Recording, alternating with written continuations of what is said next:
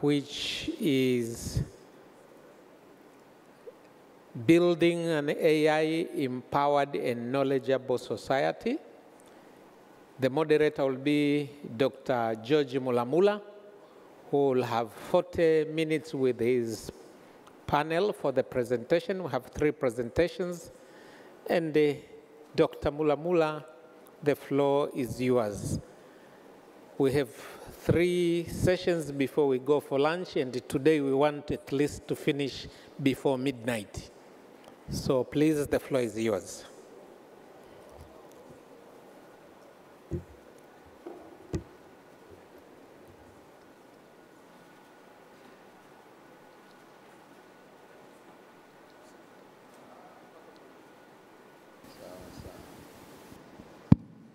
Thank you very much. Good morning, everybody. As they said, my name is George. I'm the son of my mother and father. And our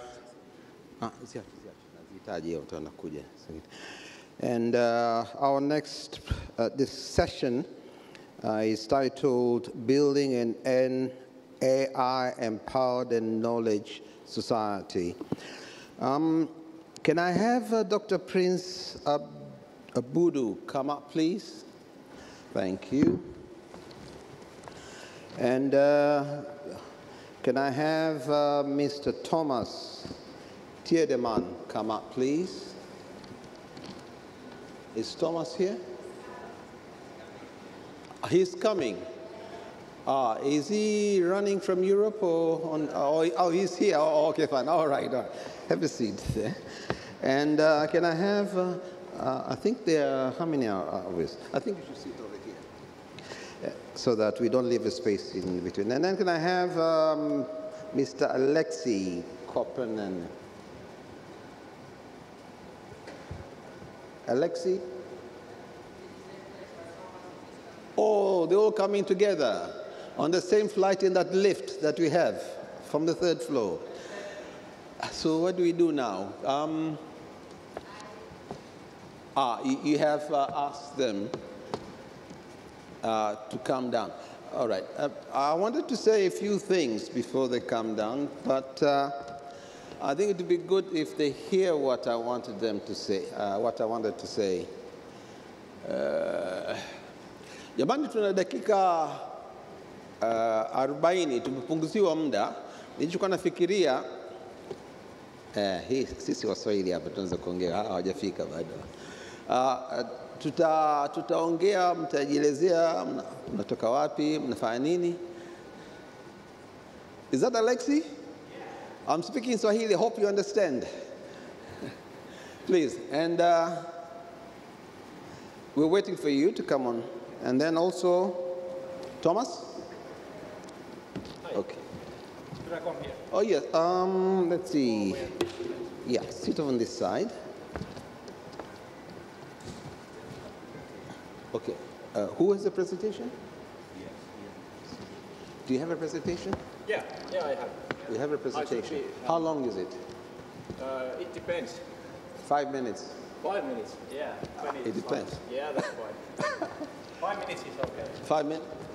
5 minutes. And Thomas, do you have a presentation? You do. As long as you don't say I do, because we cannot accept that. Okay. All right, so please have a seat there and have a seat over there, please. And we can start our session then. Thank you. Now,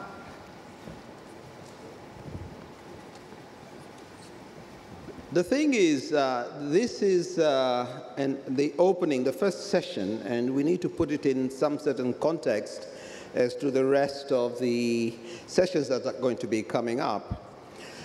My opening 2-minute statement is to say that Tanzania is at the cusp and on the path of digital transformation. In July this year, Her Excellency Dr. Samia Suluhu Hassan, the President of the United Republic of Tanzania, launched the Digital Economic Strategic framework. Now, this is the guiding framework that looks to see how can we enhance digital transformation. So to enable this, the ministry that I work with of information, communication, information technology has been developing different strategies along the way. These include the Enterprise Architecture Framework, the Digital Public Infrastructure Blueprint, the Digital Interoperability and Standards Framework, and now it is embarking on creating an AI strategy and the guidelines for that. You know, that is in the works. The biggest issue that we're looking at, tying it into the economic strategy, is the usage of AI so that it is responsible, ethical, trustworthy, and equitable. Yes, AI helps the different sectors in health, in education, and mining, but the biggest question that we have to keep in mind is, in the end, how does AI help the common person on the ground? In other words, at the grassroots level. We're talking about the farmer, the fisherman, the lady, small business entrepreneur, we call her Mama Antilie. How do they use AI for their social well-being and socioeconomic sustainable development? So here, these presenters are going to will listen to you and try and contextualize it to see how does it reflect on us, how do we utilize AI, what are the learning and experiences that we can utilize to use AI for our social well-being. So with that now, I think, Thomas, you have a presentation. Before you make a presentation, a minute to introduce yourself and who you are, and then we'll go to the next stage of making the presentations.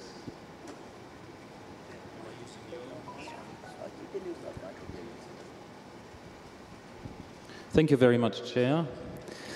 My name is Thomas Tiedemann. I am very pleased to join this important conference from the European Commission headquarters in Brussels, Belgium, where I work in our Directorate General, which is sort of our name for the Ministry for International Partnerships on Digital Transformation.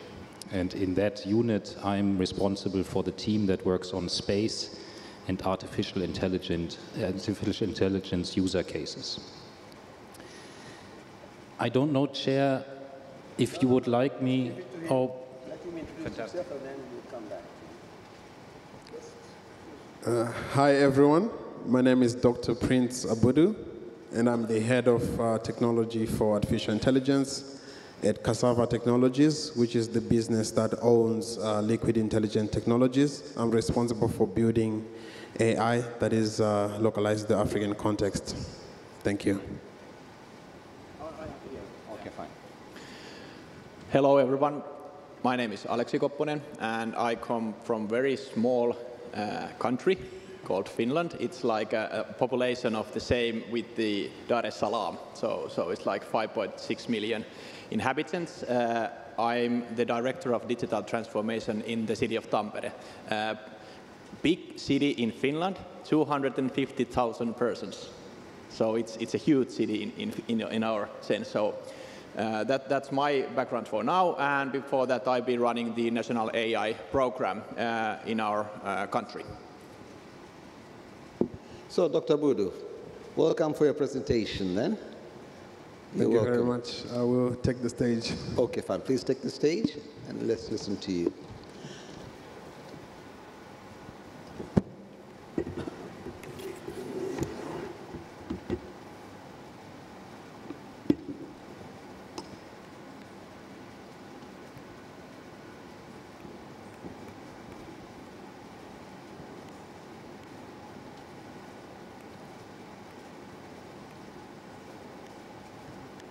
Okay, just a moment, trying to figure out the movement of... Yeah, that's fine. Yeah. Should we sit over there? On this side, okay. Okay, great, yeah. So, today I'll be talking about AI, superintelligence, multimodality, and discussing how AI for the future will look like. So the outline of my presentation is just looking at an overview of AI. We'll go into what superintelligence is, then have that discussion. Also discuss multimodality and humanoids. I know that all of these words might sound like buzzwords or mysteries, but I hope that my presentation can debug some of them. So let me start with, I'm having trouble with the control here. Okay, great. Yeah, so let me start with just giving a quick overview of what Cassava AI is. Cassava AI is the entity that I represent today. And you may have seen the Liquid Intelligent Technologies booth outside, so please do come and have a chat with us. And we are championing AI solutions, looking at AI compute, sovereign cloud, looking at proprietary solutions, AI readiness assessments, amongst others.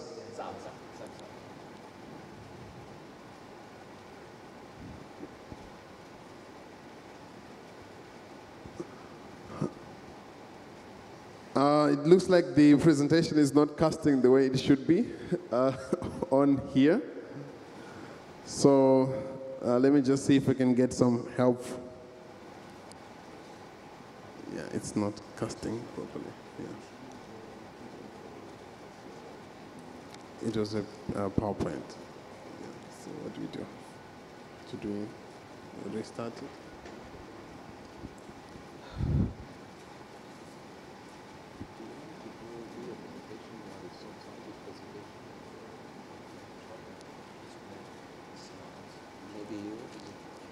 Okay, let's see if we can get it fixed in the next few minutes.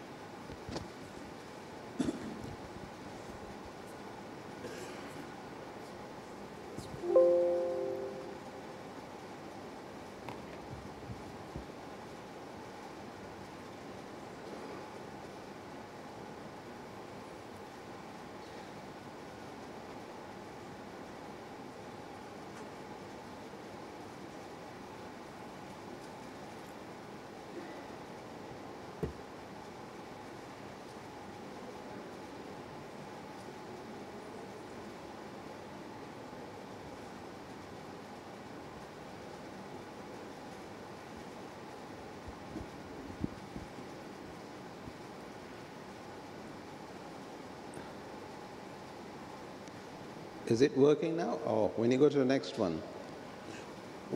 Why don't we, is it the projection in terms of casting? Yeah, so we could get the next presenter and try to I think that's what I was going to suggest. Yeah, Thomas, sure. you want to go up and try it?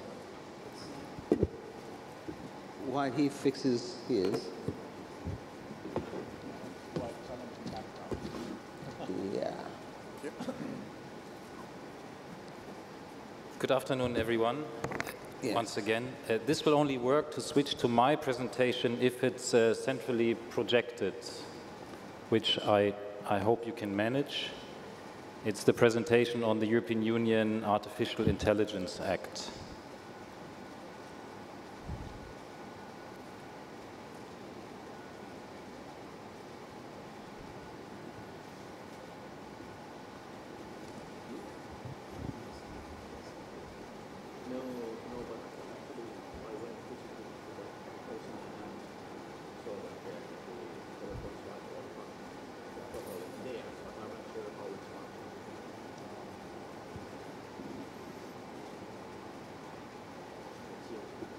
Here we go. Fantastic. Thank you so much. Ladies and gentlemen, I will be very brief. The chair has said we need to make up a little bit of time because we all, or some at least of us, enjoyed a long coffee break. It's my pleasure to give you just a snapshot overview of the European Union Artificial Intelligence Act, which is the world's first comprehensive artificial intelligence law. The Act aims to address risks to health, safety, and fundamental rights. The regulation also protects democracy, rule of law, and the environment. And let me see if I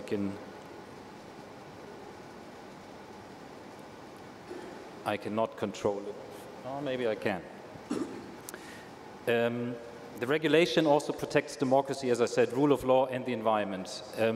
As we have heard numerous times already today, in line with the focus of this year's TAIC, the uptake of artificial intelligence systems has a strong potential to bring societal benefits, economic growth, and enhance innovation and global competitiveness. However, and that's also been mentioned several times already, including in the keynote remarks this morning by the Honorable Minister, in certain cases, the specific characteristics of certain AI systems may also create new risks related to user safety, including physical safety and fundamental rights. Some powerful AI models that are being widely used could even pose systemic risks. This leads to legal uncertainty and potentially slower uptake of AI technologies by public authorities, businesses, and citizens due to the lack of trust. And disparate regulatory responses by national authorities would risk fragmenting the internal market. So for us in the European Union context, it's key to foster trust and accountability in the use of artificial intelligence. That's key to gain the public's trust in the systems so that they're used well, so that we can leverage the potential of artificial intelligence to address global issues. As we've heard, AI is a big disruptor that can be a positive thing, can be a negative thing. To make it a positive thing and a big enabler as well, we need that trust. So at the European Union level, we decided to put in place guardrails to ensure that artificial intelligence is developed and used in a way that is human-centric and trustworthy. That's been the EU's approach from the beginning. With that EU AI Act, a regulation applying in all of our 27 member states. And yes, we believe it's pioneering such guardrails. As you can see, we didn't develop the AI Act overnight. It's quite a process. For any one of you who is familiar with the way the EU works with 27 member states, we have a lot of consultations to do until we come to a final agreement, a consensus. So it has taken us the best of 6 years from the initial idea to where we are now with the adoption of the AI Act earlier this year. Many multi-stakeholder consultations at the level of the EU capitals, but also with business, civil society, and so on. Just to give you an idea, if you were to embark on a similar process, the time frame, but of course it might be shorter if you do it in a national context, not a context like the European Union. Next slide, please. So just an overview of the key elements of the Artificial Intelligence Act. As I said, it addresses potential risks to citizens' health, safety, and fundamental rights. It's a horizontal act. What does that mean? It means its provisions apply to all sectors. It provides both developers of AI technology and deployers, so those organizations, businesses, and so on, putting the AI system actually onto the market with clear requirements and obligations regarding the specific uses of artificial intelligence, while reducing administrative and financial burdens for business. And this legal framework of the EU AI Act will apply to both public and private actors inside and outside the European Union, as long as the AI system is placed on the market of the European Union, or if it has an impact on people located in the European Union. So that's an important one to be considered in the international context. You might be asking, okay, this is EU business, how does it matter for Tanzania?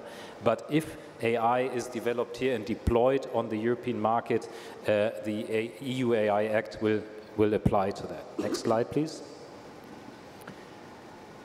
Rather than inhibiting the development and the use of artificial intelligence. We believe that this regulatory framework that we have agreed on actually enhances the uptake of artificial intelligence in two ways. As I said, it increases users' trust in AI, which will increase the demand for AI used by companies and public authorities.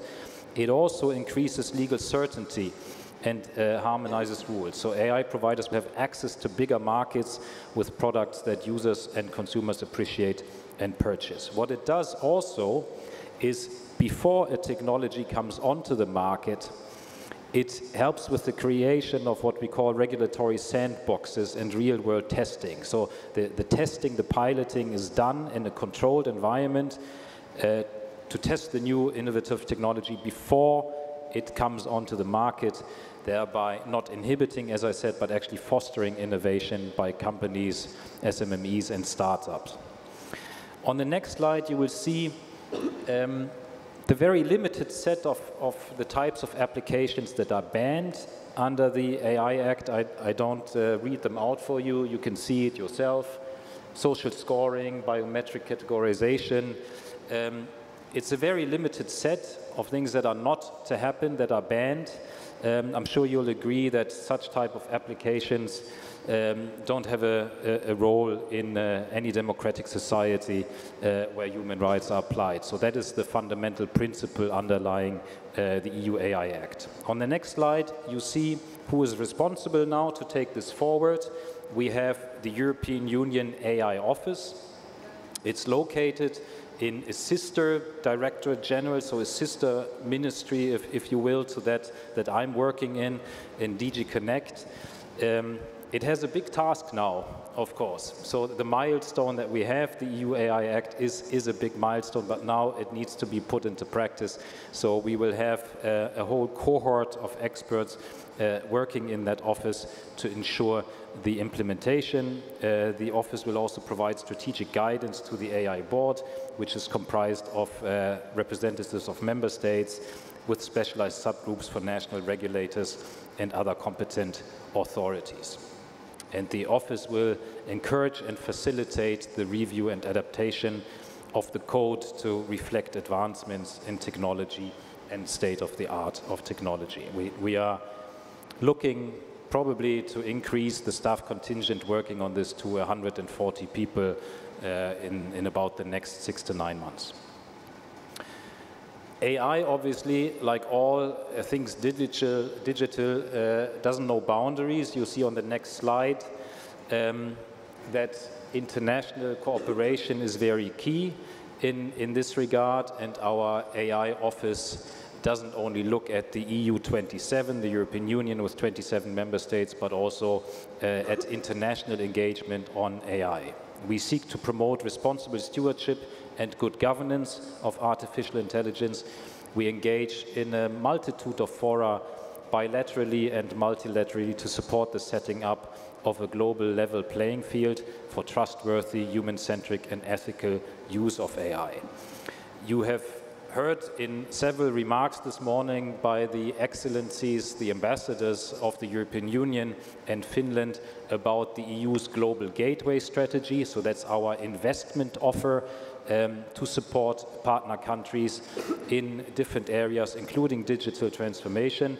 And we are using that global gateway approach also to discuss bilaterally, as I said, multilaterally on AI.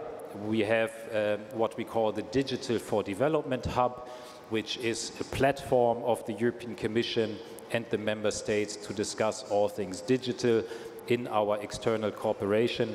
And that is being mirrored, as you have heard this morning, also in Tanzania with an informal digital hub. So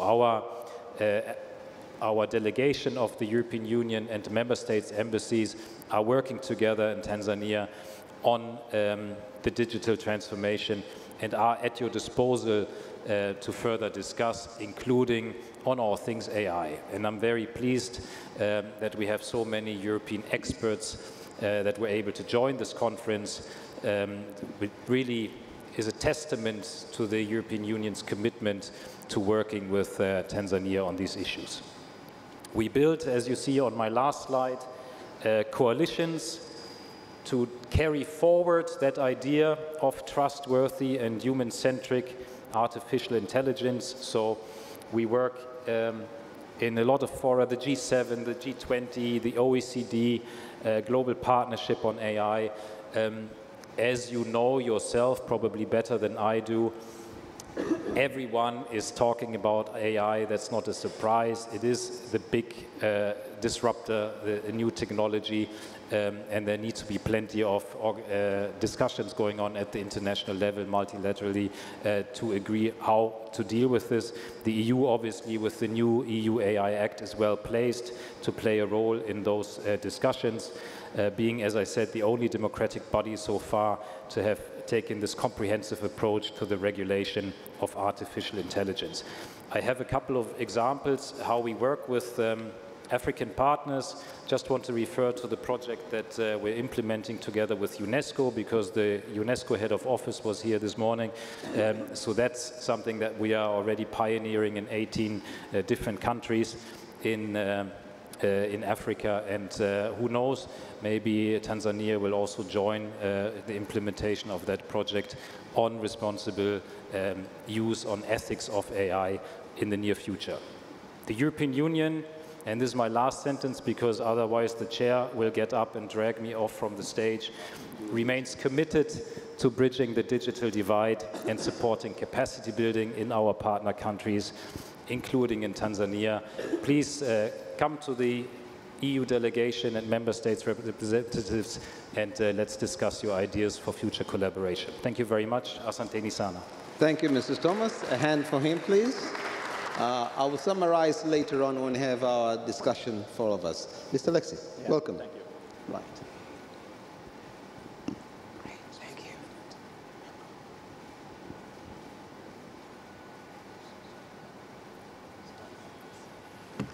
Hi everyone, I'm Alexi from Finland, and he said that I have 5 minutes with you, so let's see how it really goes.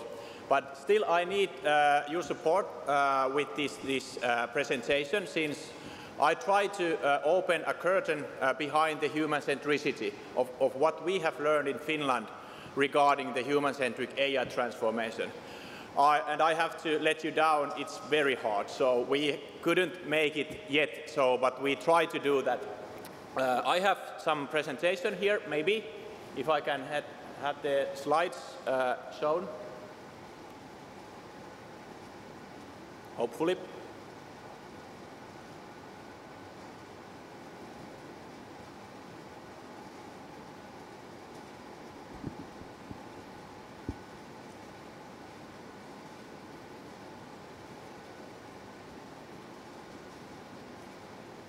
It should be like the AI, there it is. Yeah, thanks a lot. So, when we are talking about human centricity, we have to lose the idea of AI digitalization for a while. And we have to talk about us, you guys here in the very place. So if these functions proceed, I'm not sure if this works. So we can continue, as I have just 5 minutes left, or 4 minutes. So I come from the city of Tampere. As I mentioned, Tampere itself is a very small city in total of our population. But still we have been built like AI and digital technologies for decades. So it hasn't been like a very different story from that we have done like in the hundreds of years. So it's basically just an evolvement of what we can do with the things that we have in our own hands. And I will talk about that more details when it comes to human centricity. Please go forward. So, and the next one, please. So what we are actually doing in Finland, as we were yesterday talking about metaverse, when we are adapting after the human-centric AI transformation and digital transformation, something new and bigger will be emerging when we are talking about the technology. So this is just an example what comes as we are talking right now from Finland. Just an example about the Vario technology is one of the most finest AR solutions which basically practices fighter pilots to learn to fly with the fighters, just an example. But now we're not talking about technology too much anymore, so if we go to the next slide, and this question is for you. So key question is that how you are doing. So as I don't have time to have personal discussions with each of you, please raise your hand. If you think that you are doing quite well, raise your hand as high as you can. And if you are not doing so well, so put it like in some smaller position.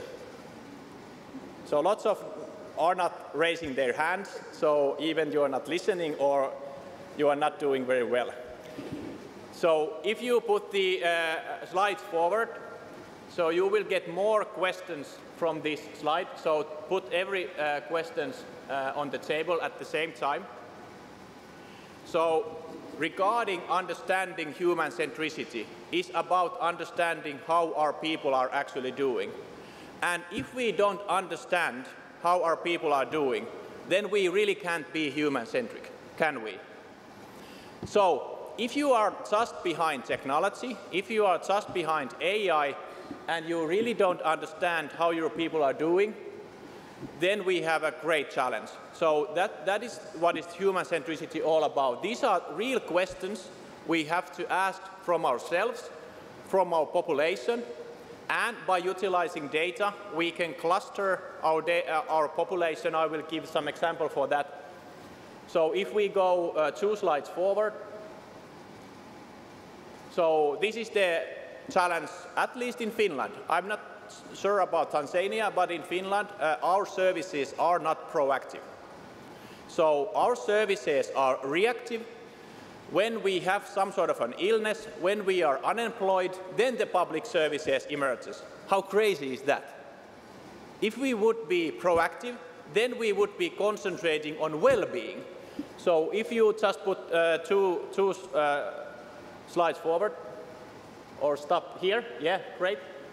So the challenge, as we are reactive service mode, then we cannot meet the needs of the people in their real life events and situations. So that's why we need data about our people, about our population, and we need to do that in a human-centric way, meeting the privacy issues and do it in a cyber-secure way. Let's continue.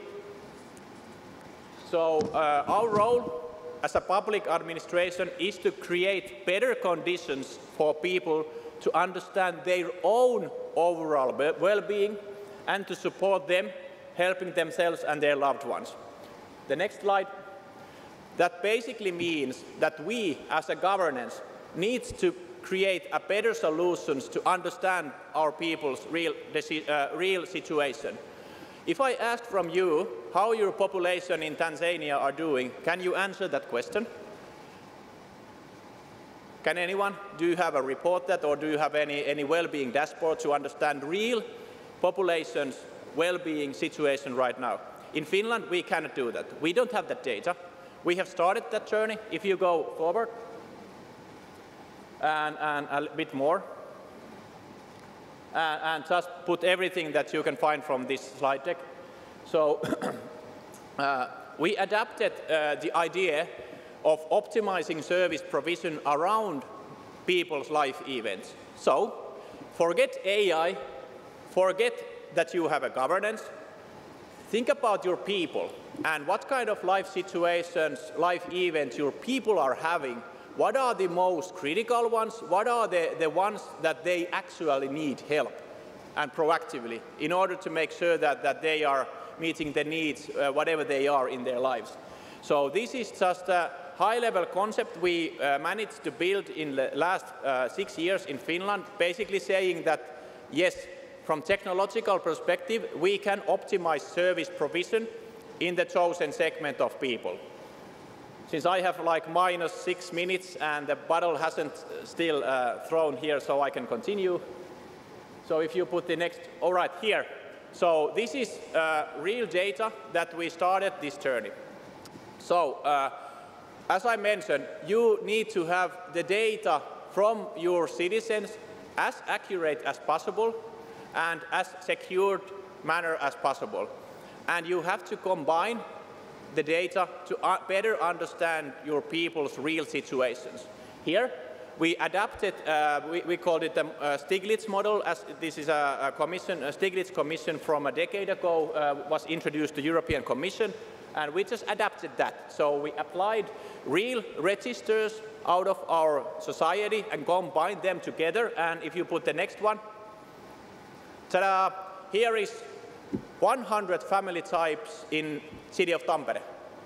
So now we can tell the tales, stories, real stories, based on the data of how our people are doing. Isn't it good?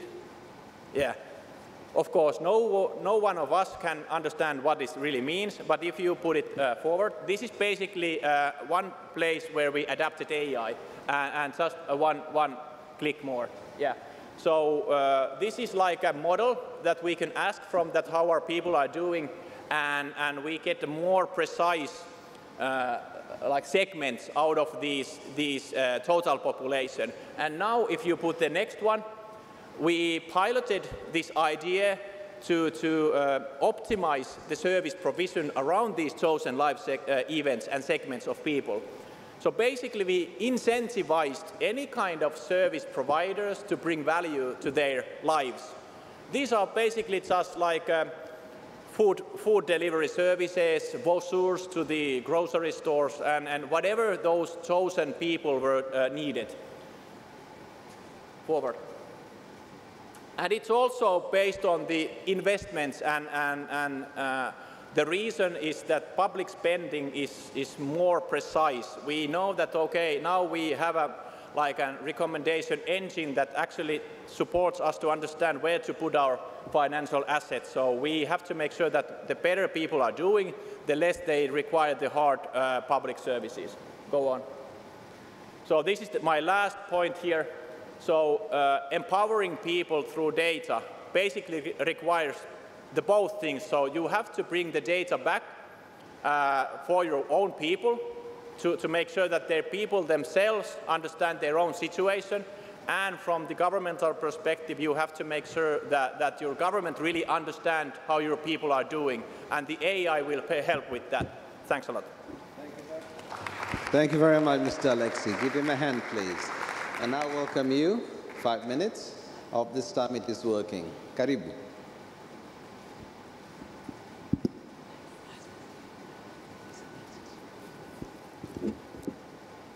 Hi, everyone. I'm back again. Hopefully, my AI won't let me down this time on the presentation. So if we can have it put up.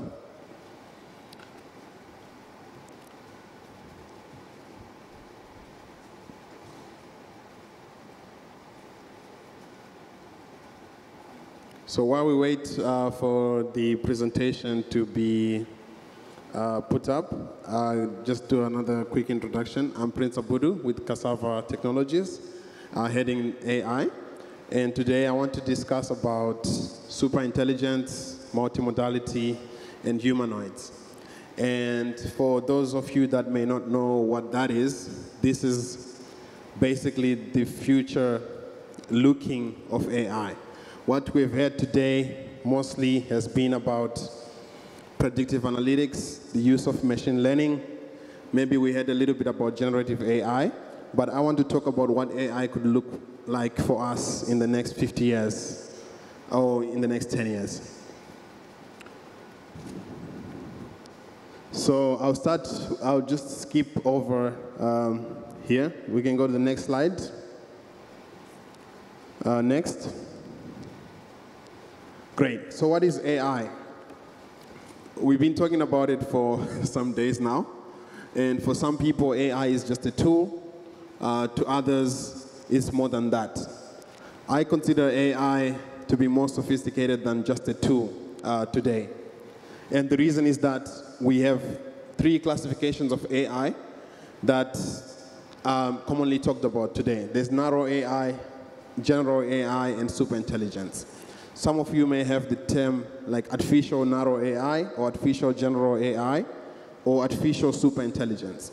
When we're talking about narrow AI, we're basically just describing that kind of AI that is specific to a specific purpose. For example, facial recognition or an AI that can play chess, that's narrow AI.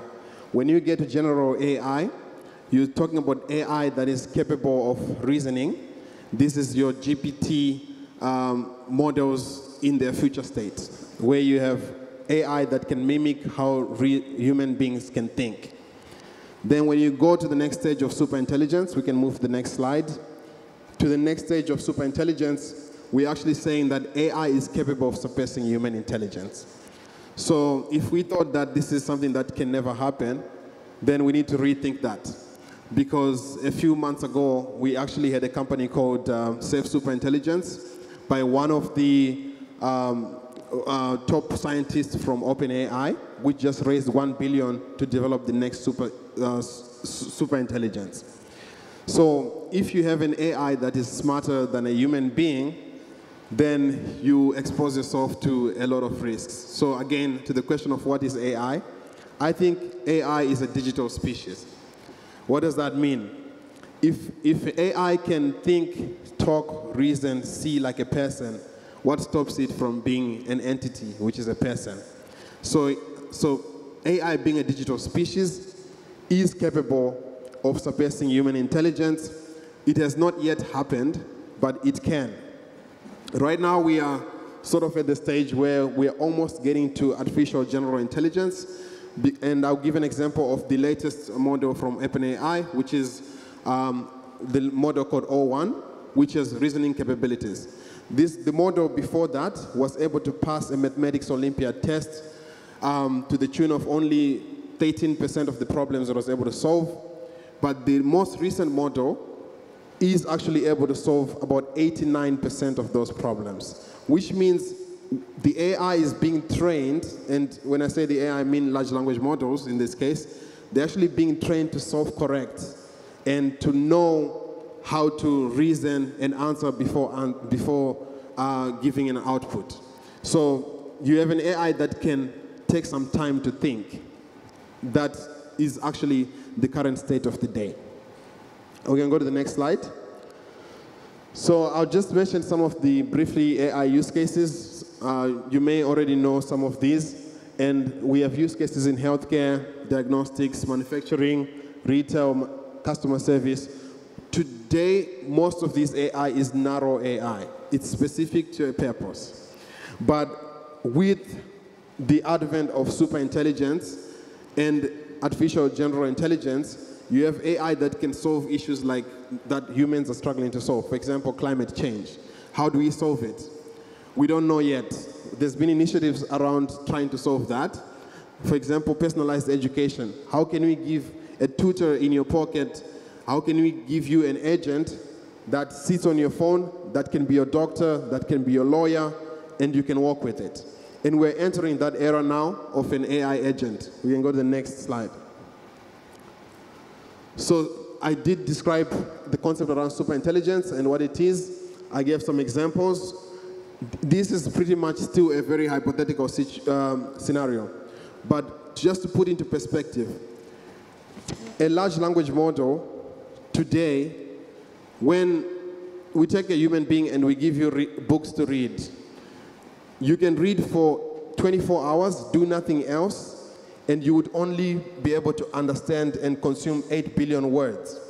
But a large language model can be trained to understand 8 trillion words in less than a month. So you can spend a lifetime reading and only understand 8 billion words, but a large language model can understand 8 trillion words in less than a month. So that means superintelligence is no longer a hypothetical concept, because if a model can understand that much more than you, can read that much more than you, then it can start to reason better than you. So you now start to hear things like IQ, EQ, where the model starts to have emotions, and AQ, which is action quotient, where the model can start to act on its own. So that is the picture of superintelligence. And I'll go to the next slide.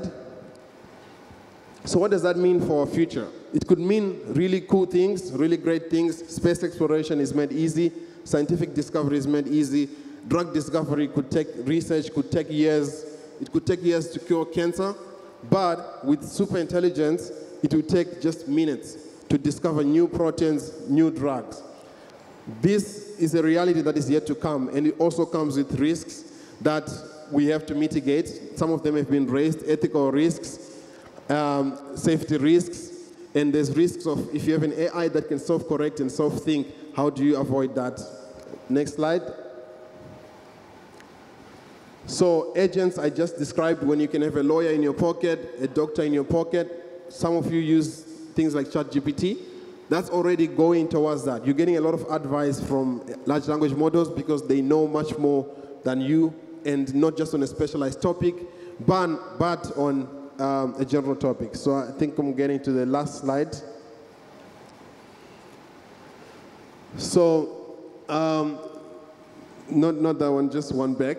So when you have superintelligence, what enables it? Multimodality. Multimodality is the process where AI just doesn't no longer understand text, but AI can see as well. You can take a video right now and AI can be able to describe the situation for you. It can tell you that I can see humans at a conference because it can see. Once you have that, you can package it into a robot because the robot is able to see and interact with you, understand who you are, hear what you're saying, and actually have a feeling and emotion attached to that.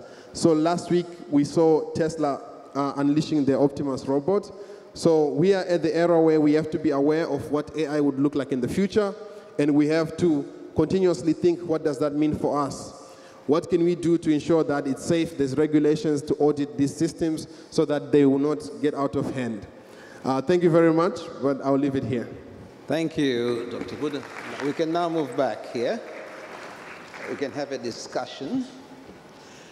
Dr. Buddha, when he talked about cassava, it's not the root food cassava, it's just the name. It is food. It is food. I thought I would hear about cassava. And how is AI in cassava then? Does the cassava go into the stomach and have AI and knows how my stomach is or not? You need to eat cassava to have energy to develop the AI. Oh, okay. It does sense. Very well. Thank you.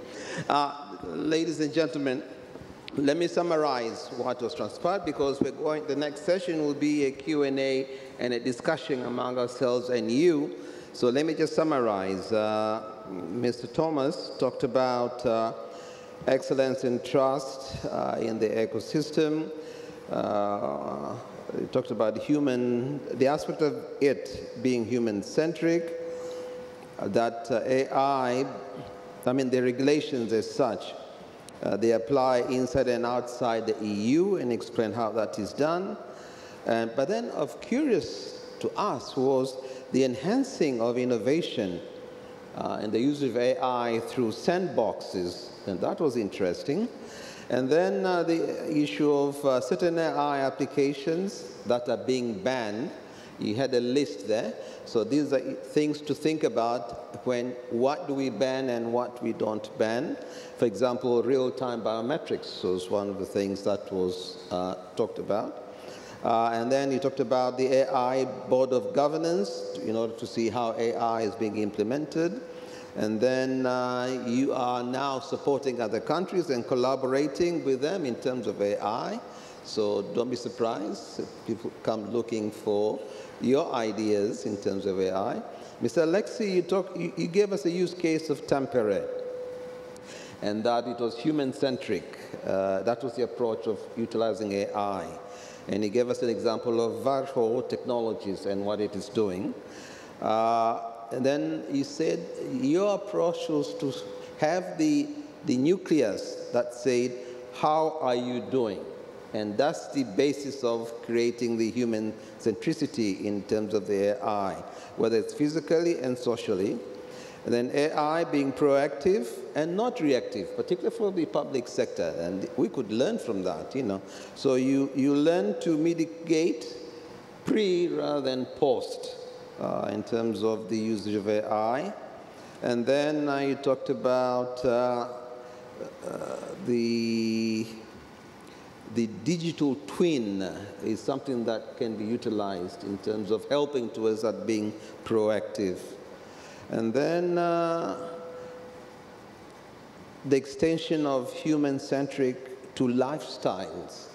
And he gave an example of food. I saw that plate of food. It looked very nice, the food that was being portrayed there. Dr. Abudu, you talked about, you told us there was narrow, and then there is general, and then there's superintelligence. And you talked mainly about the future, what superintelligence, AI is going to do for us. And then you gave us AI having use cases in health, finance, and retail, and so forth.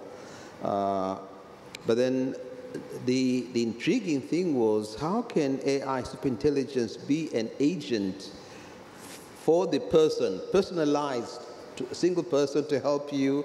If you're doing your maths, you're doing your research, how can AI help you come up with the results that you want? And then you talked about, of course, AI is also at the moment hypothetical as we look at the realms of LLMs and them having emotions. We've not reached that stage yet. And then you talked about that there are risks that need to be mitigated. So in summary, these were the three presentations that we had. So let me throw a question to each one of you, and then we'll open it up to the audience. Mr. Thomas, think about the applications to be banned. They are in the regulations as such.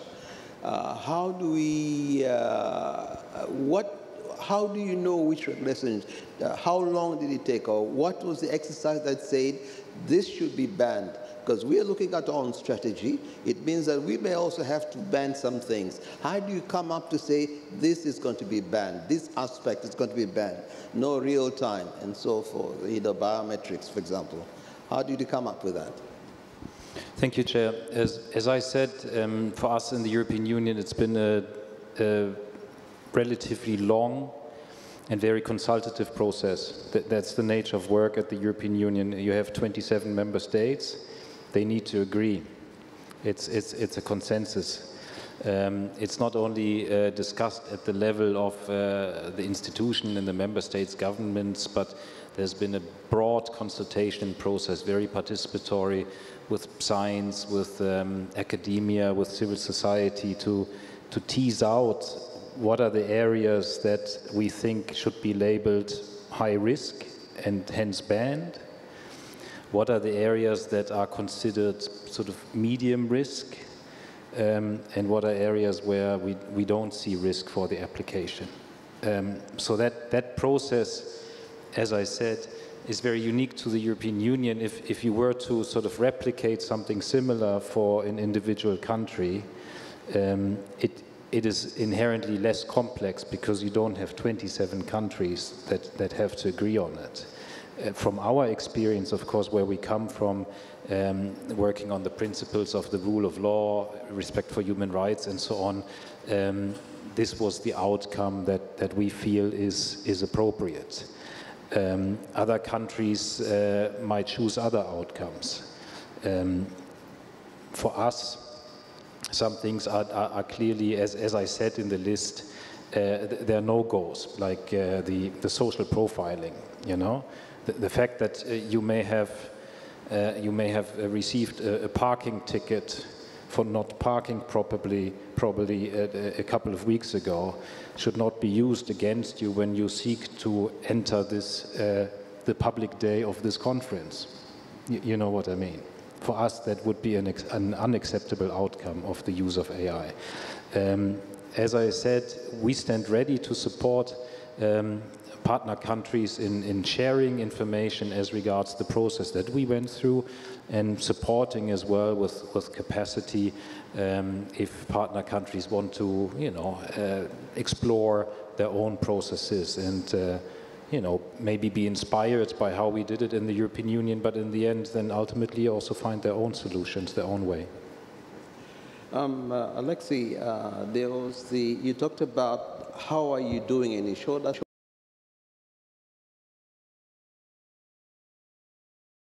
part of showing how they are doing. Then there's the issue of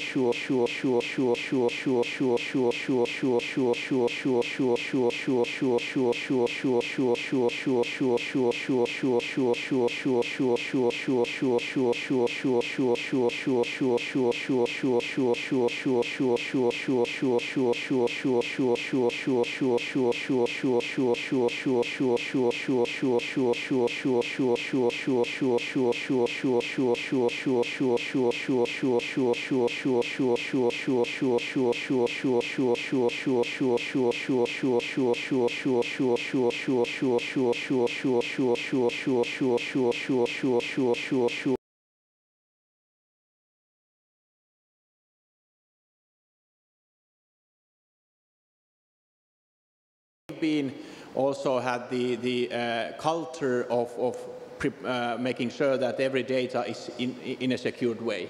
That was before digitization, before we digitized data. It was like from the church books. Everything has been maintained properly.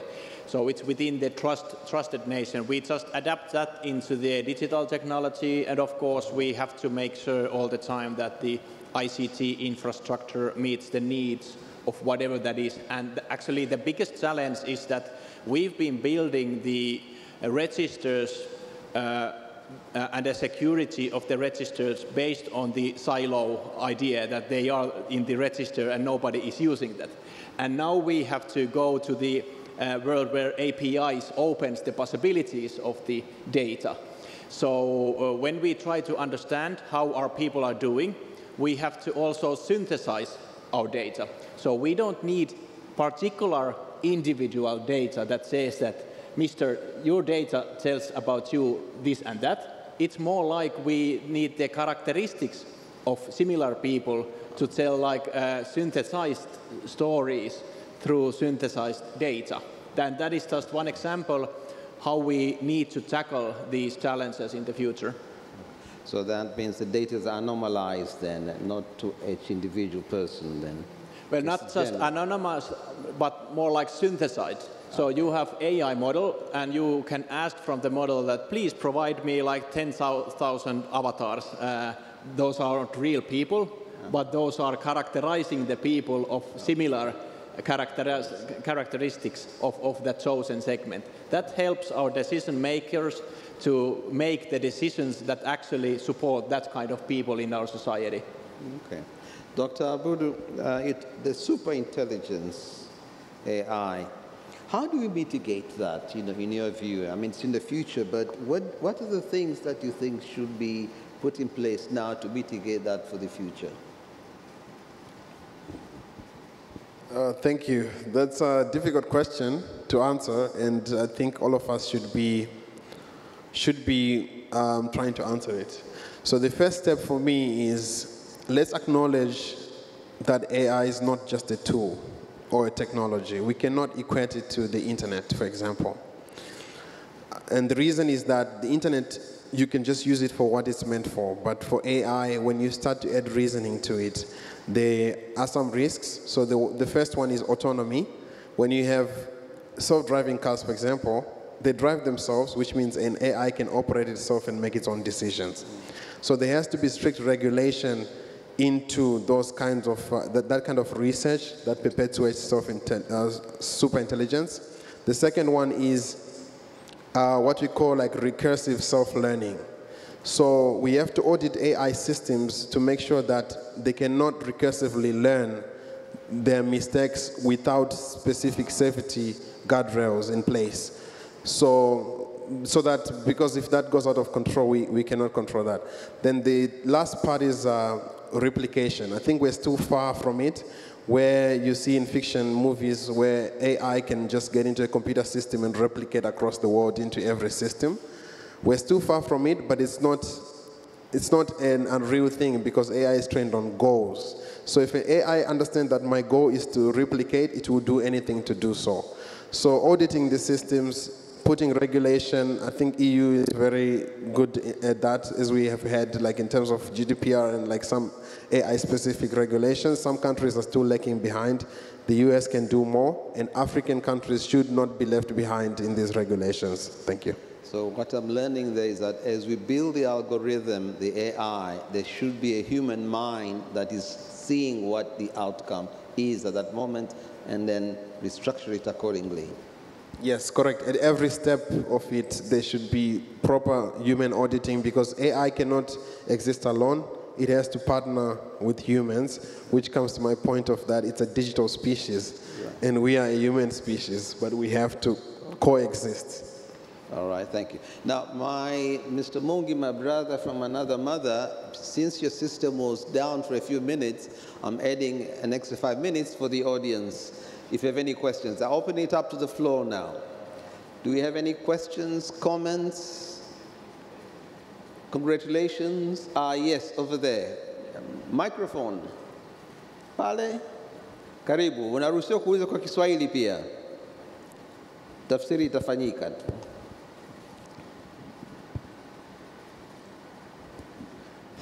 Thank you very much for the good presentation. My name is Brian Kalinga.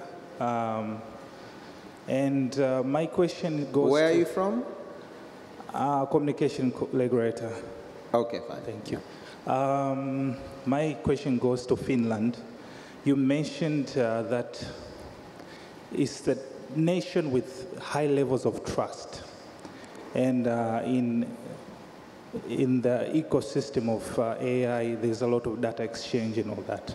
So I just wanted to know, how was your journey to reach to that level where there is a lot of trust, and if you have any thing to share, because I think it's really cool. And one of the things, I think, regulations around data, and I think Tanzania, we're getting there, but probably there are more issues that you could share. Thank you very much.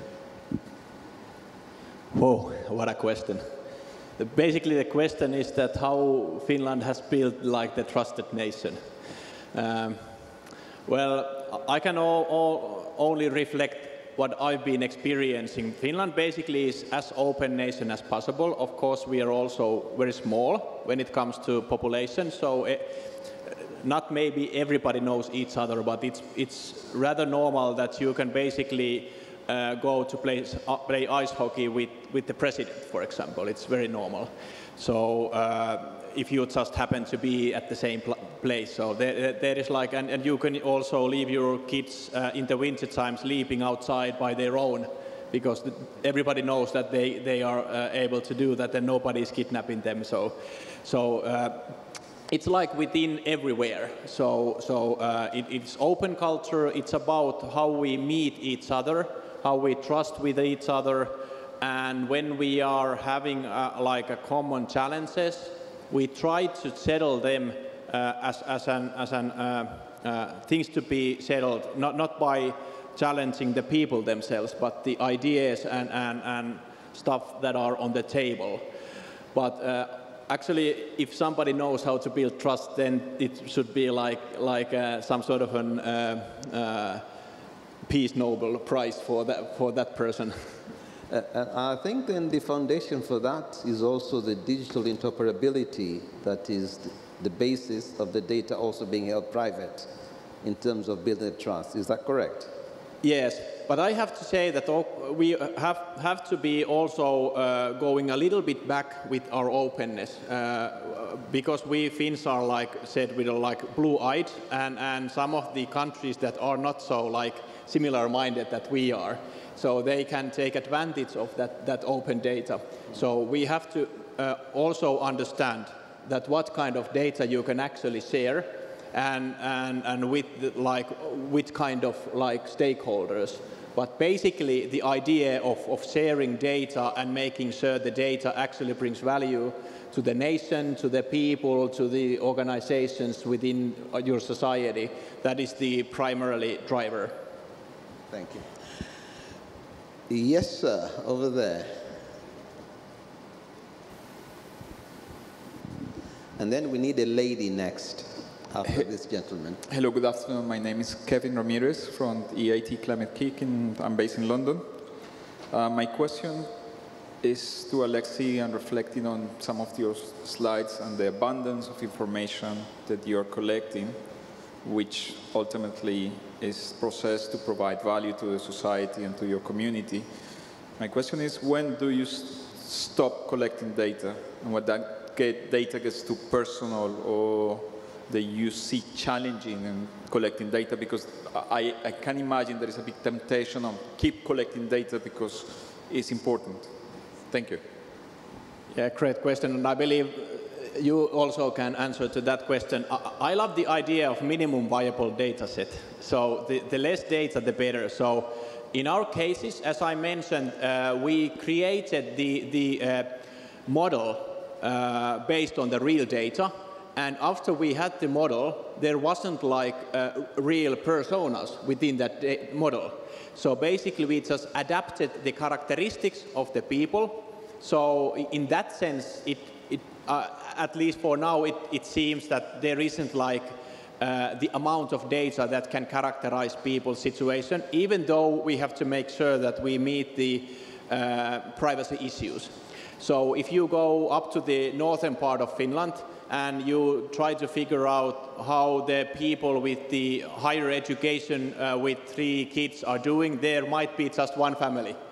So we have to understand what is the fraction of the data that we can adapt in the chosen areas. So that's why we have to make much more precise, as we are Finland and we have so much smaller population and enormous amount of data about our population. So that is basically the key edge there.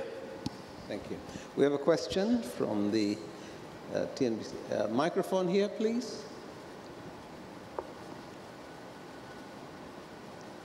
Yeah, I'm Dr. Wanga from Tanzania National Business Council. I would wish to relate your discussion to the AI impact on the economy.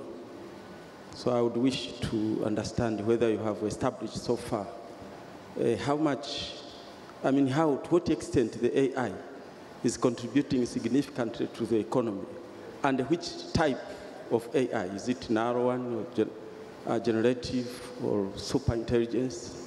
And in the same context, if you can compare the productivity of the AI vis-a-vis the labor productivity, which is best, the labor or the AI?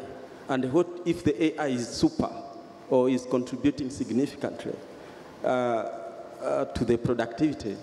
Who is going to buy? Is the AI also going to create a market for the products which are generated by AI, by robots?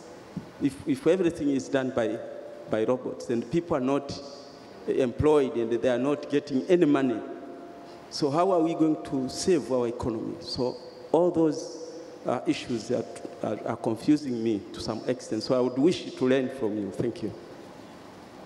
Okay. Thomas, do you want to address that? Oh.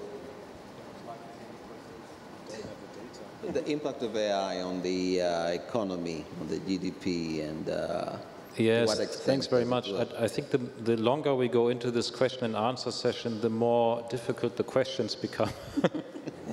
I don't have the data to respond to your point, sir. What impact AI has on economies? Obviously, it differs from country to country. I'm sure that Prince might have a better idea of it. So here you go. Oh yeah, that's a fantastic question, and in private sector we have to answer that question quite a lot, right? Like you cannot just build AI without seeing real economic value. So let me share some statistics on the global economic opportunity of AI. So by 2030, this is from credible data from one of the top Big 4 consultants in the world. We expect at least 14% global GDP growth by 2030, over 15.7 trillion rise in the world economy, and the emergence of AI-first firms. And if you know, this year alone, I think a company called Microsoft, they launched Copilot, which is for productivity of firms. Some of people are already using that. but Copilot has reported over 70% productivity gain, meaning that we can now do more when we harness AI. And the opportunity has already started to show some results, like a lot of reports coming from hyperscalers like the Amazons are showing companies drastically increasing their profitability and economic opportunity. And I like what is happening in the city of Tampa, for example, because that shows that, you know, when you can increase the provision of public services, you're not just focused on the profitability of AI, but you also focus on the improvement of human livelihoods. And that in turn means the humans can contribute to the economy, and that increases the city's productivity and the city's economic potential. Yeah, just briefly, what I'm a bit concerned is that the power of AI is within just few hands globally. So when it comes to foundation models, for example, you can forget universities. So basically there are just 3 or 4 private organizations who invest heavily on their foundation models. Of course, they have different proceedings. For example, Meta is utilizing Llama, and Llama is basically openly available for everyone. But still, the power lies within chosen few, and we have to consider that aspect of what is our position, what is our role in the age of AI, and at least I don't know that yet. One last question from a lady. Yes, a lady there. And then we end. At least I'm gender sensitive, you see. Hello, my name is Tatu Mikidadi from Public-Private Partnership Center. My question is about the sandbox. I wish to understand more about the regulatory sandbox. How did you guys set it up, and what are the challenges that you guys face in the first year? The AI solutions, the practitioners, what kind of challenges were you facing? Perhaps we can learn from the presenterhood. Okay. It's a very good question, but it's actually looking into the future, because we just agreed on the EU AI Act a couple of months ago. So this is looking into the future, how these sandboxes will be contributing to the development of AI solutions, and then the review, if you will, of the same before they can enter the market. So we should talk again in a few months' time, and then I'll have more information for you. Thank you. So with that, I wish to say that we, after listening what the panelists have said, I think we in Tanzania are on the right track. You have a question, I'm sorry, but I've been told to cut short. But then they are still here. You can always have a one-to-one discussion in terms of you. I think all of you are around. So with that, ladies and gentlemen, can you please give them a big hand? And we thank you very much for this discussion. Thank you. Over to you. A picture. Okay. Yes, time for picture.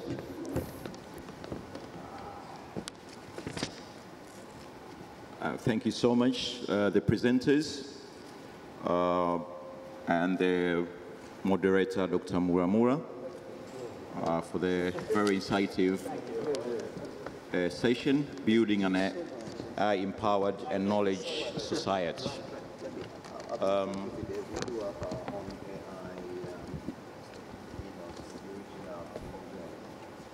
Before we proceed to the next session, obviously we are running late, but the next session will be very short, and we make sure that we make the time by 2 o'clock for lunch.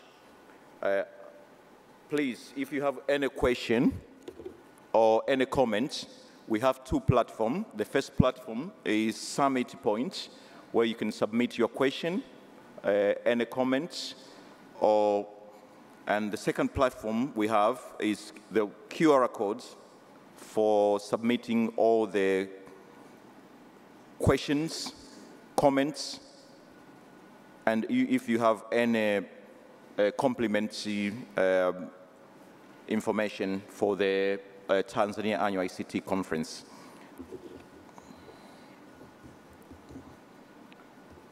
For next session, we have a panel discussion and how ready is Tanzania for AI, launch of the National AI Readiness Assessment Methodology. I would like to welcome UNESCO for presentation and the panel discussion. Madam Nancy, a round of applause for Nancy.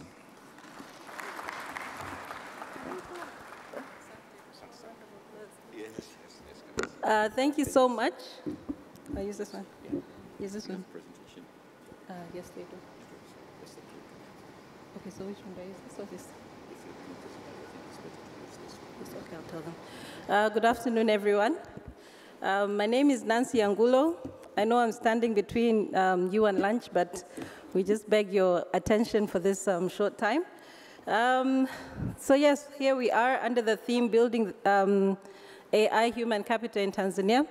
And the presentation from UNESCO is basically how ready are we for AI?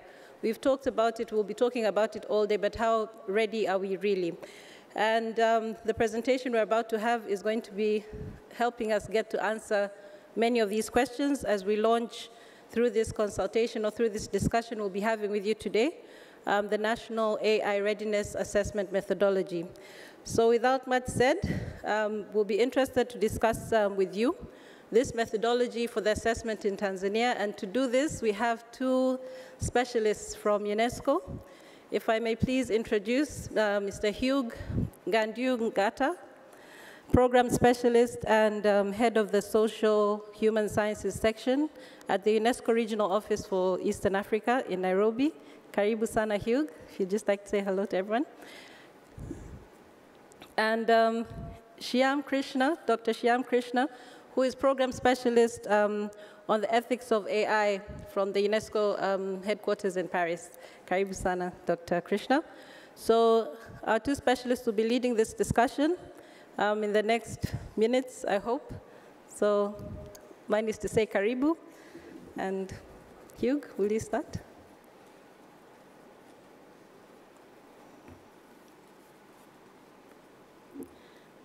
It's better to use this. You'll be pressing here. No, I'm not doing the presentation. I'll just read the, yeah. Good afternoon, everyone. All protocol observed. Mine will be very simple, just to be a kind of appetizer for the presentation that will be delivered by my colleague, Dr. Krishna Shyam. And I want to start by giving the background vis-à-vis the conversation we want to have, and recalling that in November 2021, the United Republic of Tanzania, together with 192 member states of UNESCO, have adopted the recommendation on the ethics of artificial intelligence. This landmark standard-setting instrument is creating a momentum for countries around the world in UNESCO-led process towards its implementation, supporting various capacity-building efforts and multi-stakeholders consultation to advancing an ethical framework for AI governance, and to translate the recommendation into national, institutional, and regulatory framework, and to build a national consensus on the shared vision for AI. Needless to repeat the messages that have been echoed this morning, being it from our Assistant Director General, Mrs. Gabriela Ramos, or the previous speakers, when highlighting or when reaffirming the timeliness on the conversation on the ethics of AI. And the previous panel, again, put that to the front in terms of how much do we put in AI and how much should we trust AI to harness the opportunity for any given country to make the best out of the potential of this technology and to achieve sustainable development.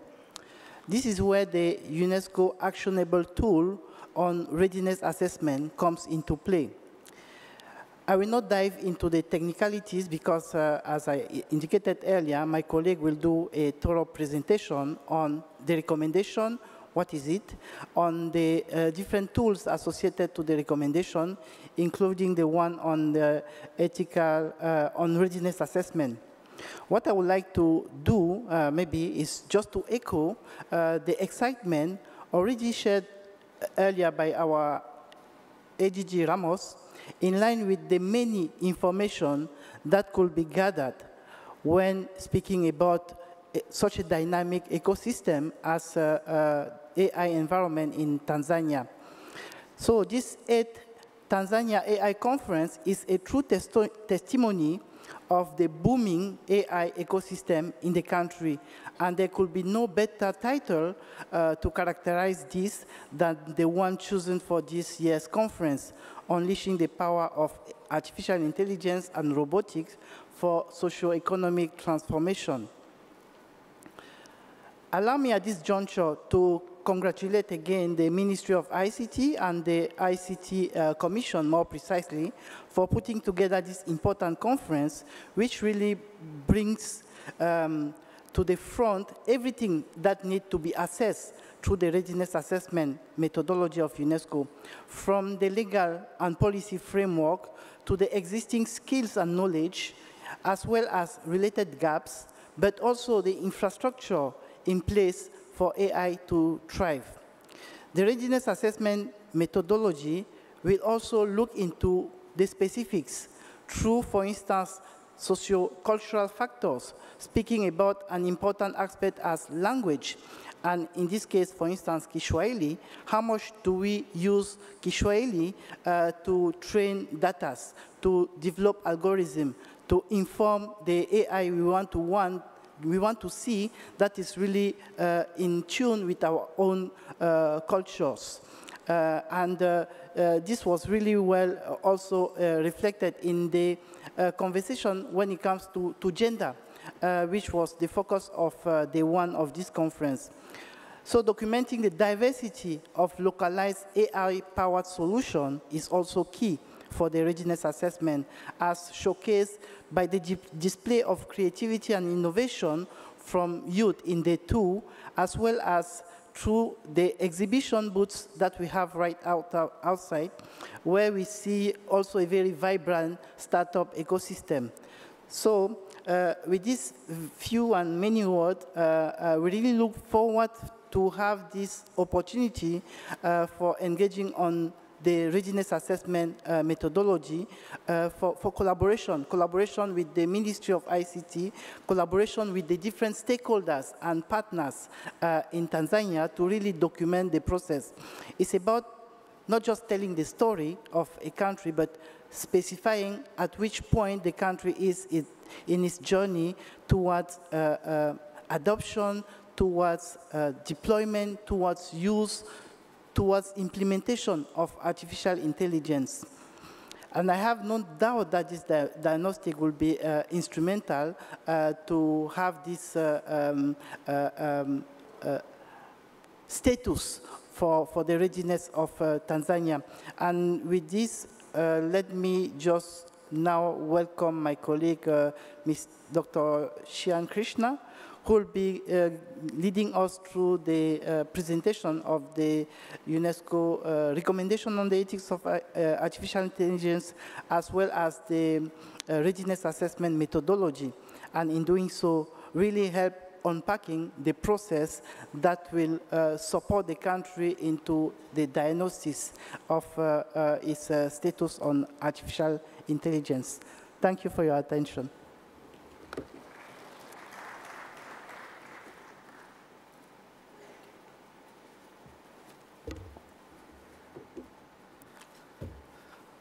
Thank you, everyone, for staying just before lunch. Thank you, and thank you, conference organizers, honorable ministers and ambassadors, and everyone else involved in making this day happen.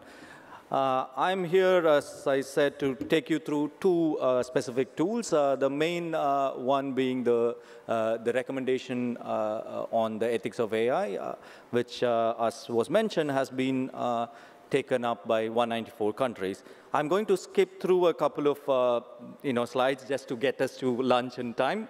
And the next tool I'm going to be talking about, which is what is being launched today, is on readiness assessment methodology. Next slide, please.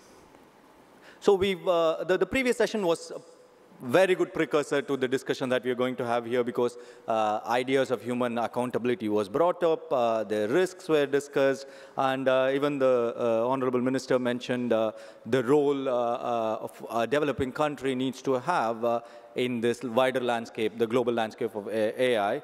So these are the risks that were already evident by the time ChatGPT came, and it just accelerated after the fact. Next slide, please. Next slide, please. Yeah. Based on this, of course, the ethics was drafted and was a response to mitigating this risk, really, and because it is based on moving from, next slide, moving from what we all broadly agree as values that needs to be engendered in any framework that governs AI. For instance, our EU colleagues talked about the AI Act. We work closely with them in many projects. The broad framing under the EU Act, under what are high-level values mentioned in the ethics recommendation from UNESCO, broadly do match. This is true with other instruments as well. But what UNESCO's approach here is to take the values, make it into clear principles that can be adopted into actionable policy. The readiness assessment methodology as a tool that we bring to member states of UNESCO starts from that point, that we agree on those values, especially specific areas like transparency and accountability, or multi-stakeholder collaboration. That, testament to that is how many people have gathered here, especially when DG was introducing in the morning the diversity of thought that's already in the room. These are the values we all agree on, but how can we take it to the next step in making it practical in areas of policy recommendation and building up capacity for an emerging ecosystem, and also signal to the global players. Next slide, please. So, as I mentioned, there are three main values that are clearly reflected across the implementation. That is the rule of law, as the colleagues from EU mentioned just a bit earlier, and the human-centeredness that was discussed in the previous panel again, and the clear areas of biases that can be identified and mitigated in policy formulation, and not just in the development of the technology. So, for instance, these means that we have positive rights, but also clear areas of understanding impact and giving, going beyond just compliance, but enforcement for ideas like liability, and giving feedback channels for redressal, because if AI is creating impact, those who design it, those who govern it, must be able to understand what the user is going through. And this is all enshrined in the idea of making fundamental rights and rule of law and the judicial independence that we all agree as democratic values as being the base with which this practical policy recommendation is built. And that's how the project will also go forward in identifying what is already happening in the country versus what can be progressed further, showcasing strengths alongside identifying opportunities. Next slide, please. So the framework broadly in the recommendation, the ethics recommendation, identifies multiple policy areas. Especially in this conference, they are very relevant because we started the conference with gender. We talked about youth and education later. And there is also clear ideas of technical infrastructure and other related sectoral needs. There are clear specific pathways that have been identified in the recommendation. I invite you to kind of explore that as stakeholders, because we'll be expecting to interact with you in the coming weeks. Next slide, please. So, under the mandate of the recommendation, which has been adopted by 194 member states, we have two specific tools, and I'm majorly going to focus on the readiness assessment methodology, but in parallel, there is also ethical impact assessment. The readiness assessment methodology is, as it says, it's a very macro level diagnostic effort. It essentially is a survey of quantitative and qualitative measures with multi-stakeholder consultation process, and it would give you a snapshot of where a member state is, where a specific ecosystem is, and how it can progress in identifying opportunities, working directly with the stakeholders. This would include the obviously focal points within the government, which we thank the ICT Commission and the Ministry for enabling, and key community members from the tech sector and ICT professionals that I see here, the academia and the research colleagues, and also civil society, especially in areas like gender and education that we've seen here. But that is at the ecosystem level.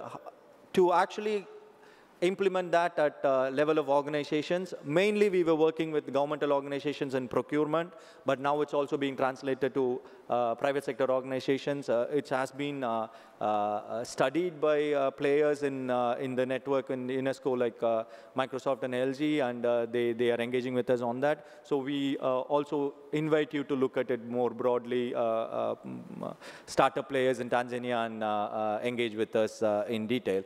That tool would help you align specific standards, including operability standards that Dr. Mulamula was discussing earlier, with aligning it to larger value systems that we want to establish in the design, development, and deployment of AI as a technical product. Next slide, please. So in the readiness assessment methodology, the survey, or trying to understand a snapshot of where the ecosystem is based on 5 areas, and as we were discussing, these areas are all interconnected, and they've been covered in multiple different ways in our conversation. But this framework gives clear indicators and sub-indicators that can understand more in detail where the ecosystem is in the journey of AI capacity, AI governance. Of course, I'm not going to go through all of them, and I invite you to look at the instrument that is published by UNESCO on its open repository. Specifically, I would like to say that it is one of the very few exhaustive list of indicators that can be used by all countries to understand where they are in a holistic fashion. Next slide, please. So this has been compared to other indices that are available for understanding AI readiness. We saw that was mentioned already by a couple of previous presentations. What we've tried to do in parallel with some of them, but this readiness assessment is also a precursor to some of the indices, is ascertain what can be the most holistic picture we understand of AI, not just as a technical tool, but something that has social impact. Next slide, please. So overall, the implementation strategy that UNESCO brings to the table includes multiple networks of expertise that we work with. At this point, we work with nearly 60 countries actively implementing these programs. These includes, of course, the readiness assessment methodology and the ethical impact assessment, as I mentioned. But there are platforms of AI ethics experts without borders. It's collection of experts who are from their own specific localized context, building up to a global network of AI ethics experts who can help in specific intervention in policy making and directing the ecosystem to be ethically aligned. And we have specifically women's network on the ethics of AI who have put out research on gender justice around AI and how that can be adopted more practically in an ecosystem. And we have Business Council for the Ethics of AI who, as I mentioned, we include major players in the network, but we're willing to kind of explore with startups to grow how a business view of AI can be more ethically aligned. And we do have our key event of Global Forum on Ethics of AI that happens every year. In the coming year, it's going to be in Tanzania. Sorry, it's going to be in Thailand, Bangkok, and we will be inviting the ministry and colleagues from Tanzania to be representing their views and the journey that they've undertaken with the readiness assessment in that forum. And all of them, are also present as online resources, repositories in what we call as a governance observatory, which I invite you to explore. Unfortunately, the last bit is a cutoff, which talks about our wider partnership, but I mentioned here there are already multiple partners who engage with UNESCO in multiple different ways. This includes the European Commission, the European Union. This particular project is also under Patrick J. McGowan Foundation, and we are always looking to widen the network from this point of view. Next slide, please. So how is this different from the other global engagement that we've seen?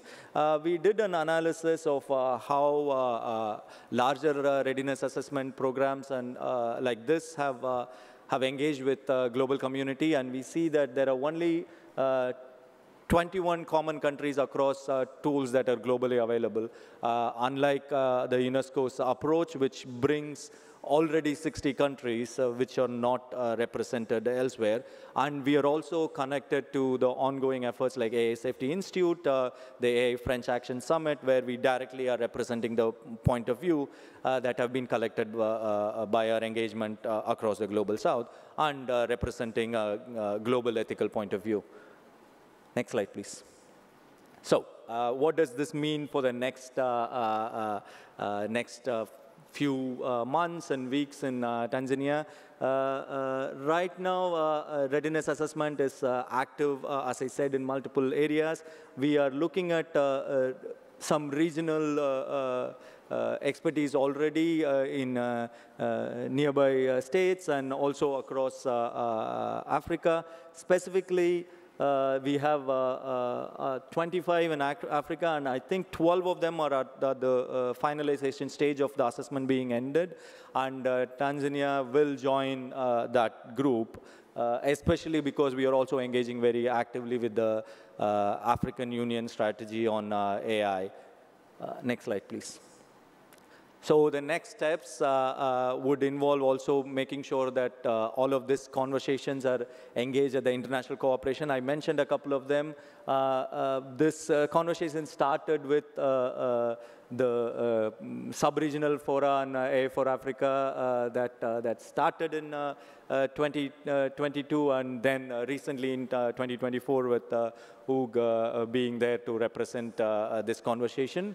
And based on that, we've identified some of the players that we can work with within the country. Next slide, please. And we've been engaging with them, and they would be representing us lead experts with consultants and stakeholders within this network. We are looking to broaden them as we go along in the next weeks. Next slide, please. That means that after the launch that we've had today, we will engage with the lead experts to identify what would amount to a national steering group and identify with the support of the ICT Commission and the Ministry, government focal point, and then have multi-stakeholder workshops, which I invite you all to actively participate in. And we are aiming for 3 locations in Dodoma, Dar es Salaam, and Zanzibar. We also want to, in this process, identify opportunities for capacity building, which UNESCO can actively support, along with some of the key partners that I've mentioned. And we will come out with a country report which has policy recommendations directed towards actionable areas that you all as stakeholders inform in the report. And we will have continued engagement with the stakeholders as things progress. One area we are very excited about, especially in Tanzania, is as we've discussed the Kiswahili implementation of LLMs and also other low-resource languages and how it can be progressed. We are looking at projects like this as targeted engagement and capacity building that UNESCO can offer, bringing its resources together and working with national stakeholders. And next slide, please. So this is what we have. Given that we don't have that much time, and this is like the third time I've stood in between the audience and lunch, I don't want to take questions, if that's okay. You can approach me and Hug and other UNESCO colleagues as we move on to lunch. So thank you, that's it.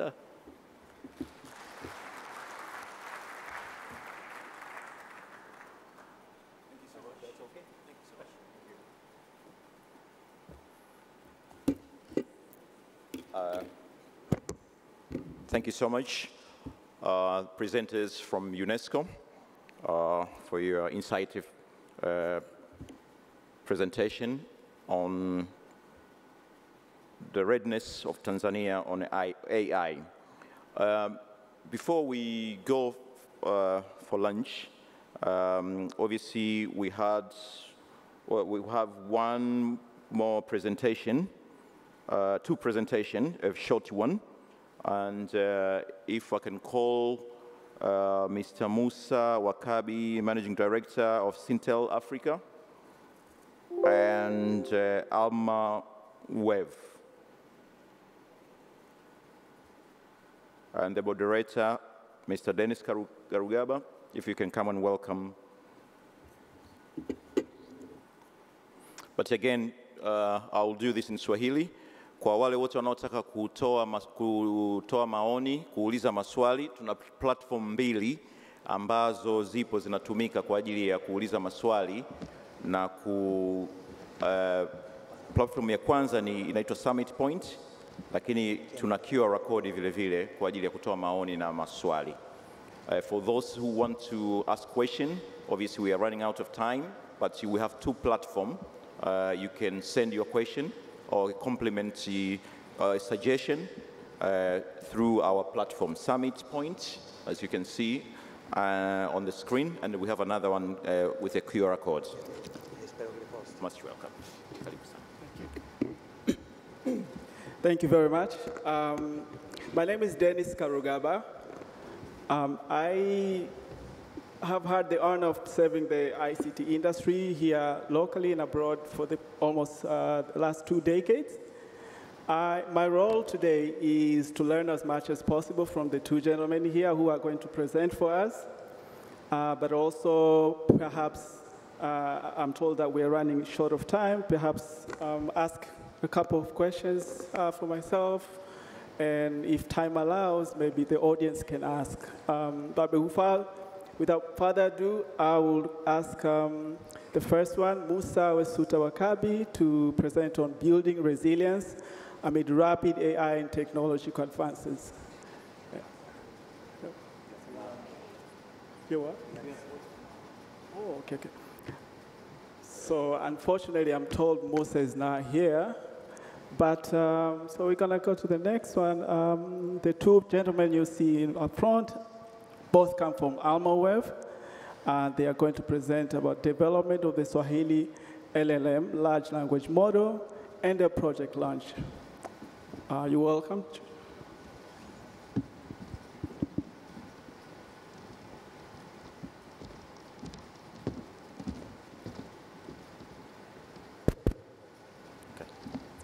Good afternoon, everybody. Thanks a lot for having us here. We have a presentation, if you can put it up, please. It's the Alma Wave TAIC 2024-5.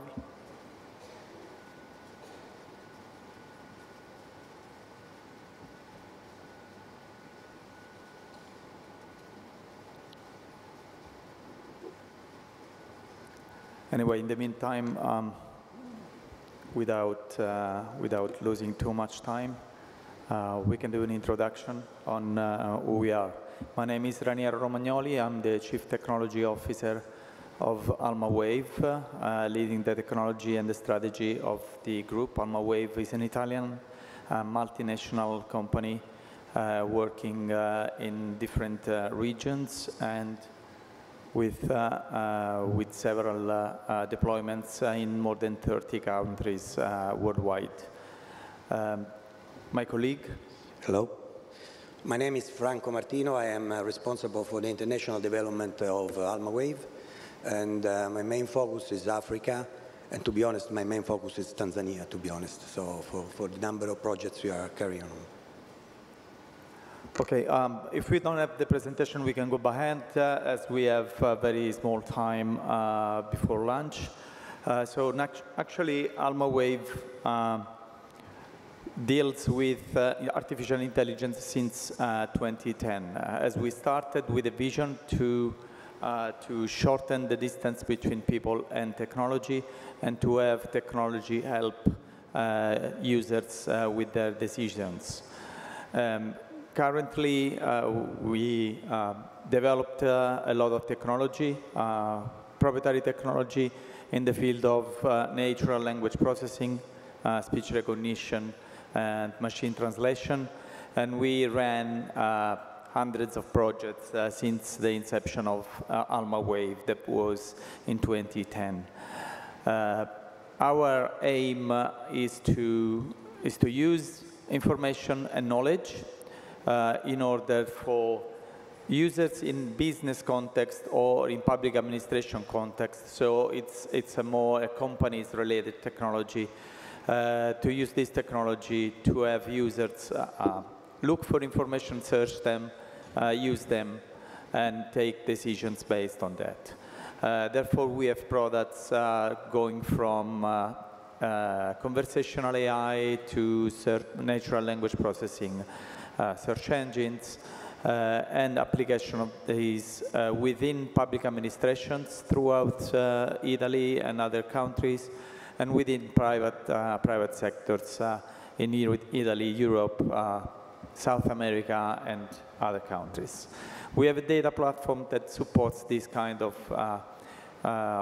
use cases, and actually, with this data platform, we help users decide based on the data that we collect on several types of use cases, from smart cities, so helping authorities decide where to do what with their technologies, where to position surveillance cameras, what kind of footfall they have, what kind of presence they have in their cities, in order for them to decide on next marketing events or next projects or infrastructure projects and so on. Actually, to do this, we built a lot of our own technologies, and within that, we are building our own generative AI technology. Why is that? Because large language models today are built with a lot of public data. They are built with main focus with English, and then translated into the different languages that they can understand about. It's going now. Okay, very good, thanks. Can you move some slides? I'll tell you stop because I spoke a lot. Next one. Let me give you one information related to business context, and thanks a lot for putting the slides up. Where we are moving is a context where companies and public administrations have a lot of data. They have a lot of internal data, and they want to serve their citizens and their customers. Thanks a lot. Use the clicker, but you need to raise this slide up, yes. Like this?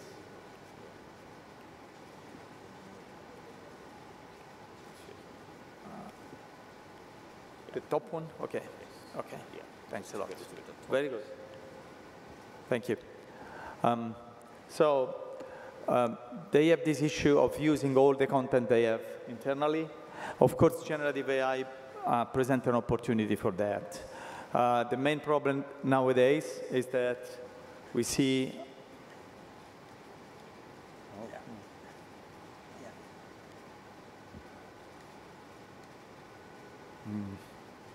Someone can go on.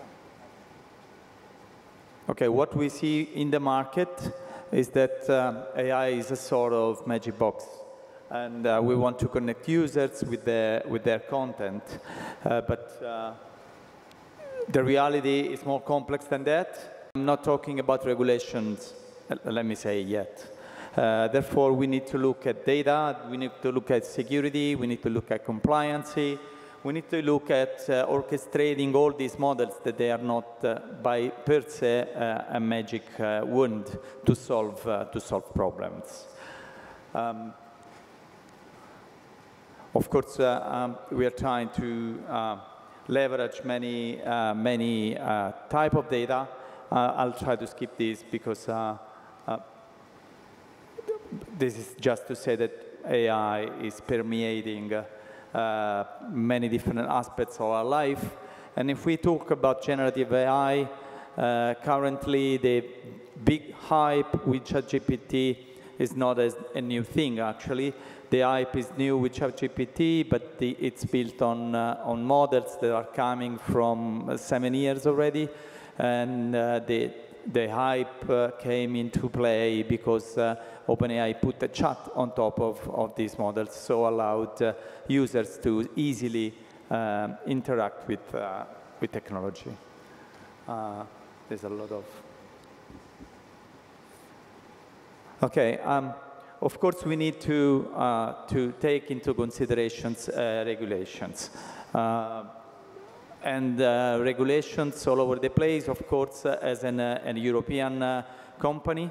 We are dealing with European law regulations, and for us, the EU AI Act is very important, so we develop our technology with the EU AI Act in mind. On top of that, we have GDPR, because artificial intelligence is nothing without the data.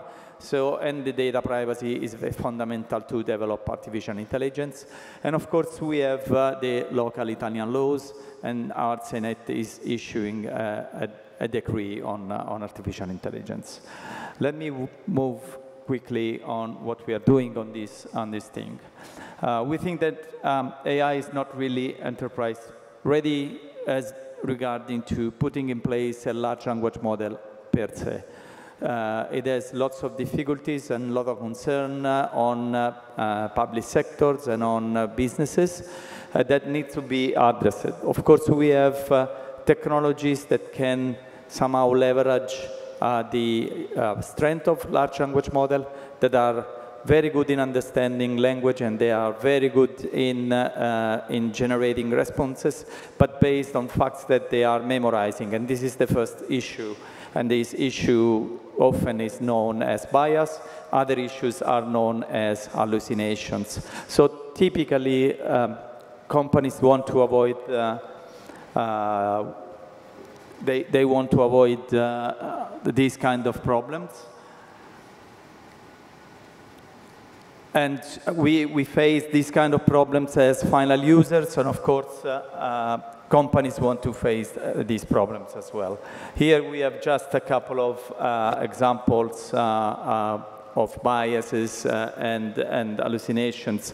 This is an important one, for example, because it means that sometimes, because of the data the large language models are trained with, there are biases within the model. This one is gender bias. So you would have a large language model thinking that a mechanic is always a male, and thinking that a teacher is always a lady or a female.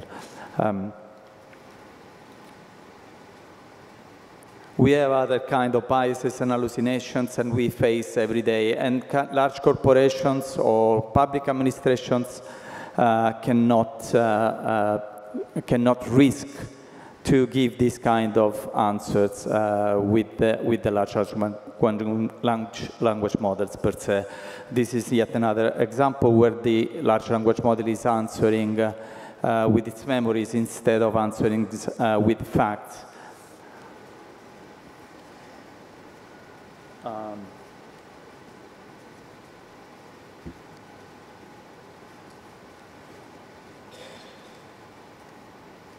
I have a few examples that are running here. I don't want to show them all, so let me try to move forward because I want to arrive to a different point. Companies are experiencing this. They want to somehow access internal data, don't want to give this data to external companies, so sometimes they want to run the generative AI on their premises.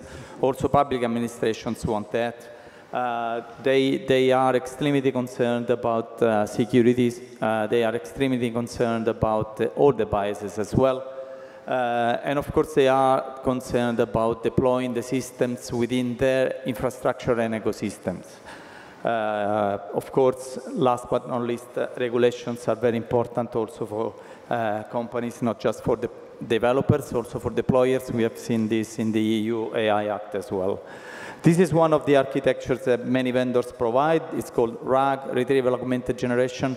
This is limiting some facts, some problems with large language models. It means let's retrieve the information the large language model must respond with, must answer with, and then we use generative AI to present the response in a better way. Of course, from the understanding to the response, we can use large language models, but the retrieval part is based on facts that are on your data within your company or within your organization.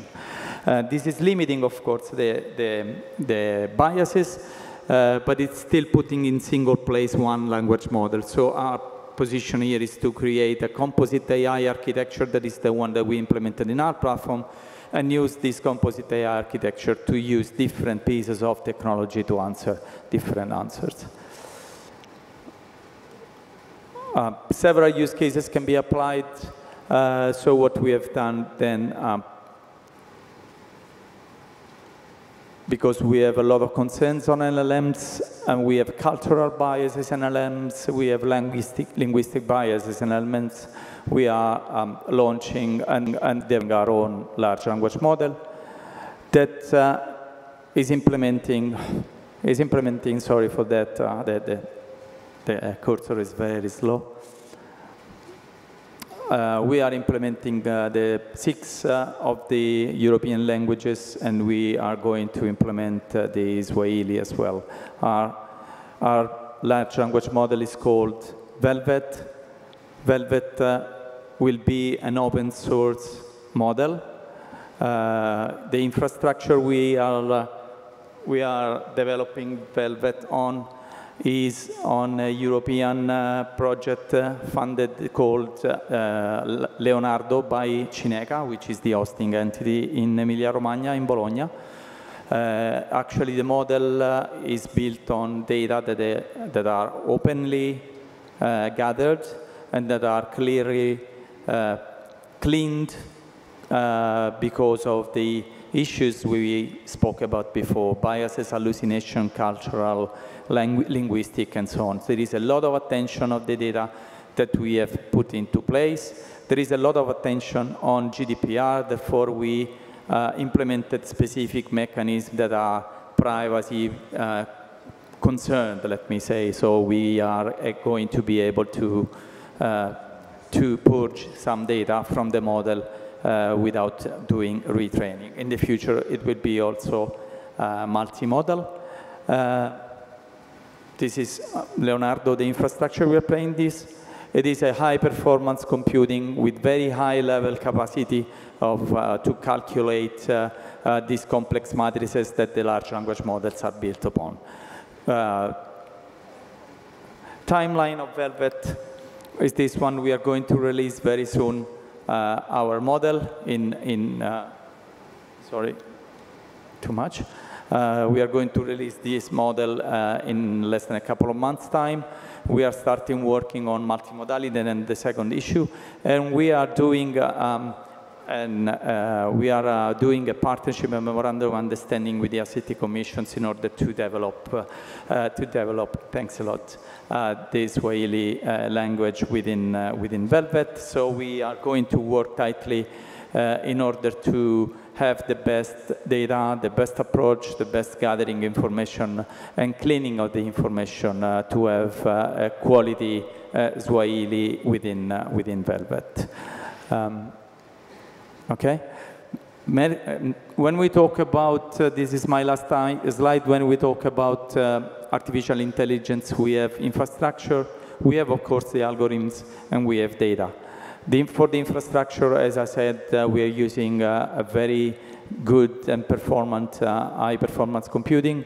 For the algorithms, we have lots of people that are doing research in our company, leveraging also professors from other universities and other collaborations with universities and research centers. When it comes to data, we must be very concerned about what data we are going to use. There is a lot of data on the internet. Usually it's not that cleaned. It's not that, sometimes there is toxic data, sometimes there is IP data that you cannot use when you want to train a model. Therefore, a big effort we are putting in it is dealing with data gathering, cleansing and usage within our model. Okay, thanks a lot for having us. Thank you. Thank you very much. Thank you.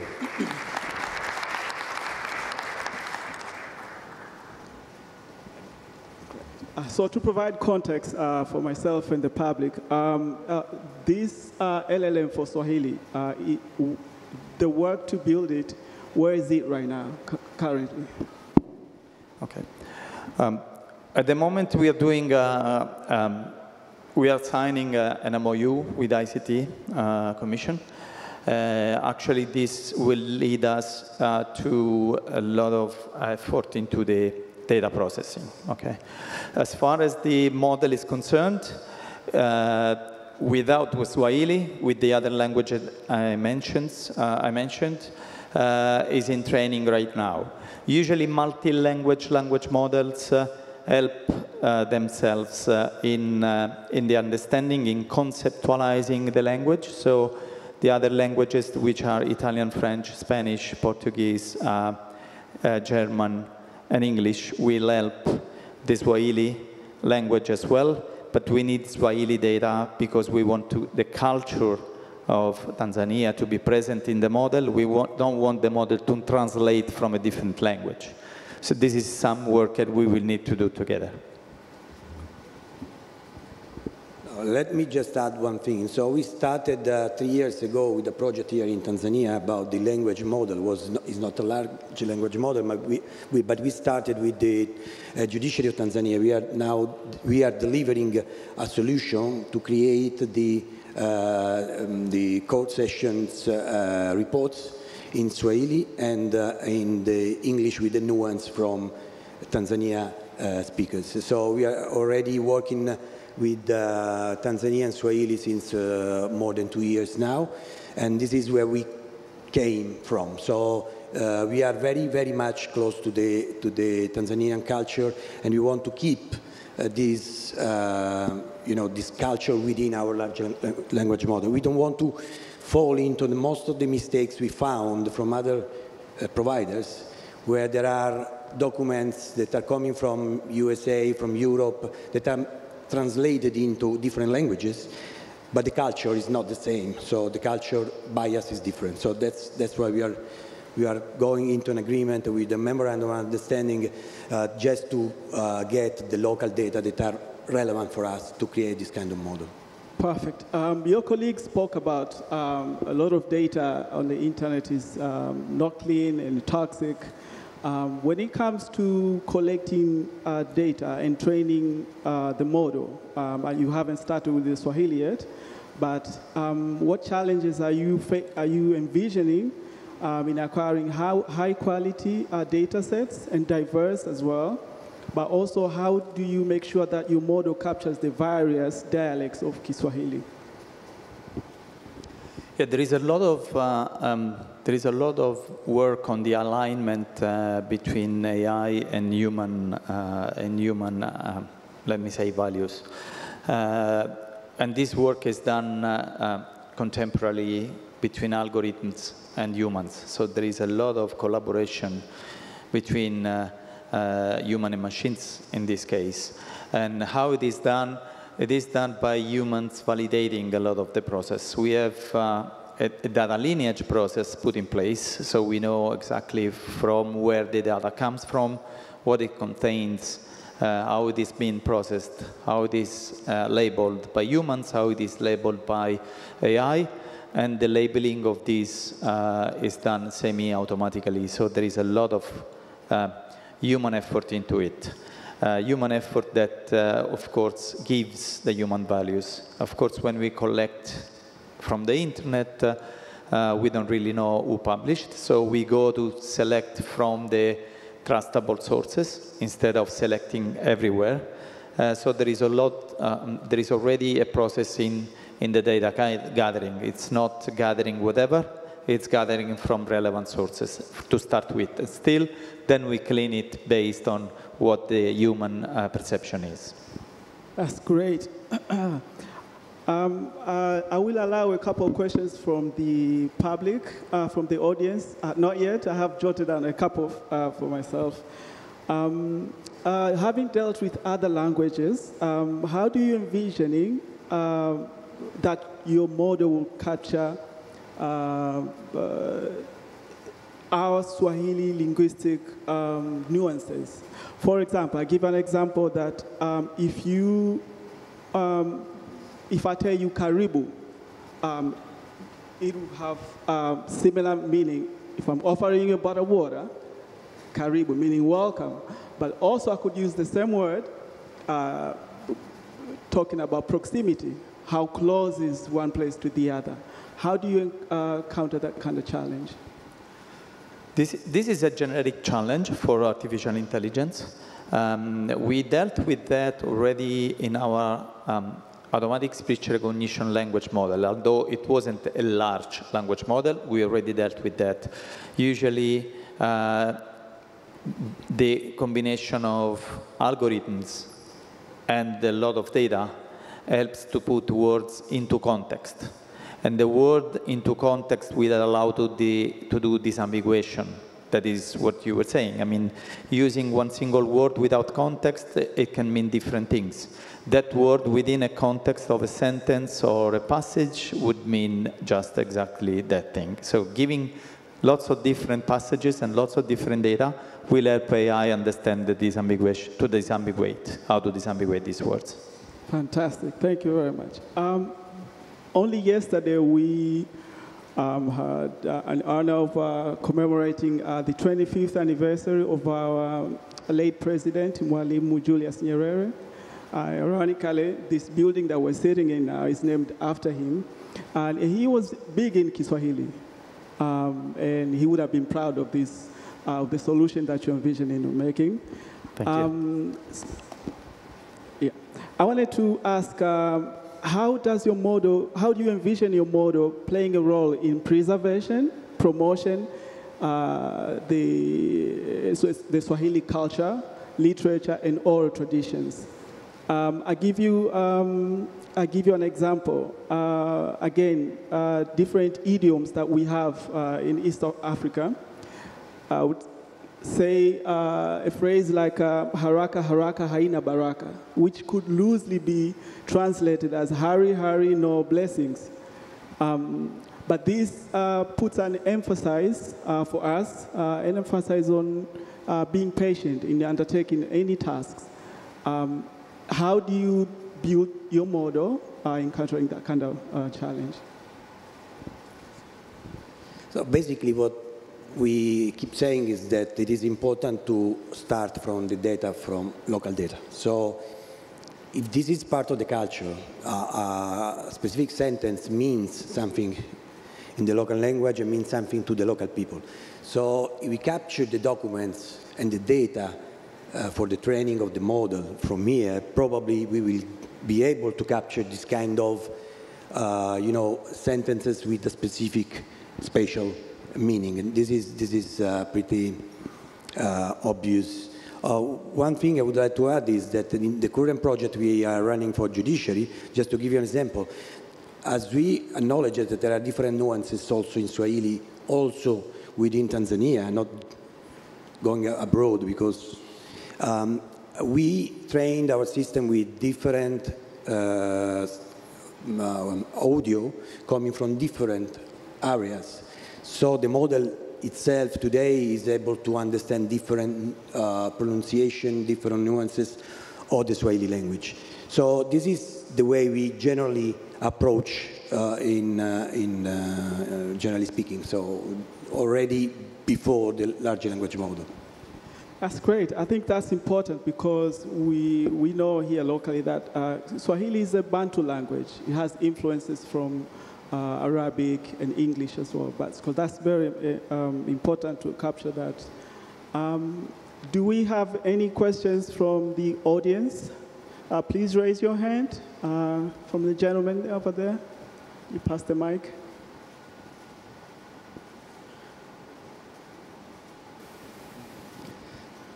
Hi, thank you so much. My name is Isa from the AI community in Tanzania. Thank you so much for the presentation. A few thoughts. First, I'd like to commend the team on the fact that it's an open source model, and I don't think a lot of people realize how powerful that's going to be for the ecosystem, and we do appreciate that. Some areas which I'm sure are going to be highlighted in the MOU with the ICT Commission, but would love to hear more about. In the development process, as Swahili is being included, how can we involve local developer communities as well as local language communities in the development of the technology, also so that more of them learn how to build on top of it, as well as apply it in their different technologies. So if there are already plans for that engagement and process with both the civil society as well as the private sector and developer communities that exist. And my second question is, why a large model rather than smaller models, especially in a low resource context, and potentially building on other low resource models, like the recent one released called Incuba LM, which is more African language focused? Thank you.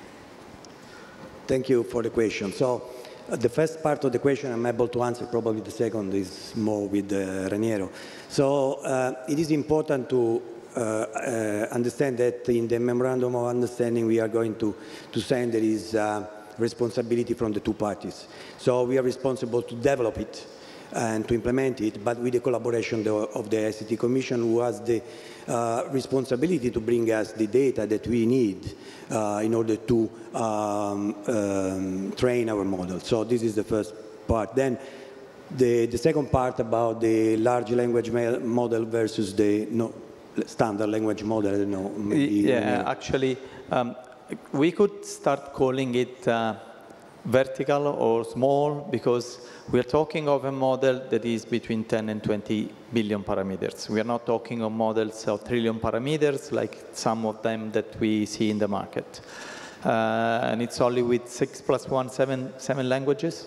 Of course, just to give you a hint, coding languages help languages, so we have some coding languages within it as well. But you cannot consider it a very, very large language model. It's a large language model per se, as it is built on these kind of architectures. It can be deployed within a company because of its size as well. So it goes in the directions that you were asking for. Any other question? There's a gentleman here and up there. Thank you very much. Ngande Uk from UNESCO. Just curious to know, vis-à-vis you mentioned the Memorandum of Understanding with the ICT Commission. I was wondering, what about the Kiswahili Commission? How do they come into play in a process like this? Another question that will certainly echo some point from the moderator. I'm not a Kiswahili speaker.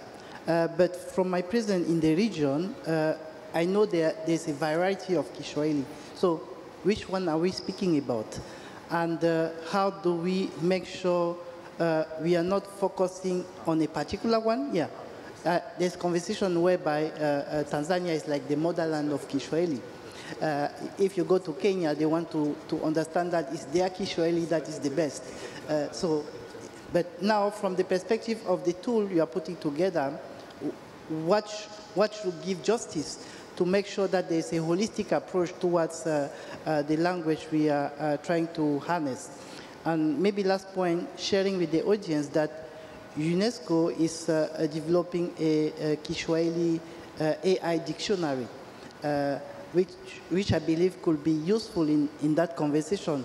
And we are doing that in collaboration with the Kiswahili Commission, actually. Yeah, thank you. Thank you very much.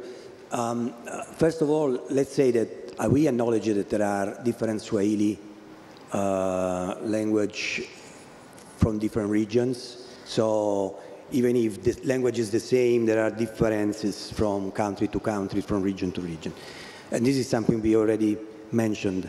Let me make you another example. If we talk about English, there is no single English. So English has different meaning, different nuances, different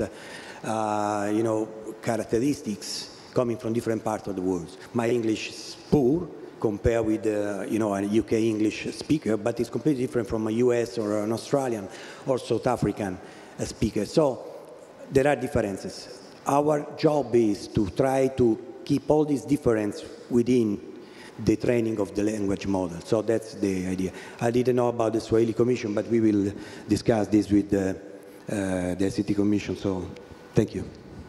We'll allow one more question from the audience. The gentleman up there, please. Okay, two, because both of you stood up. Next, you're the last one. Thank you very much, moderator. My name is Nixon Dawson. I'm a data science specialist. I have like 3 questions. The first one is beside local community involvement, in which my brother there has just been said.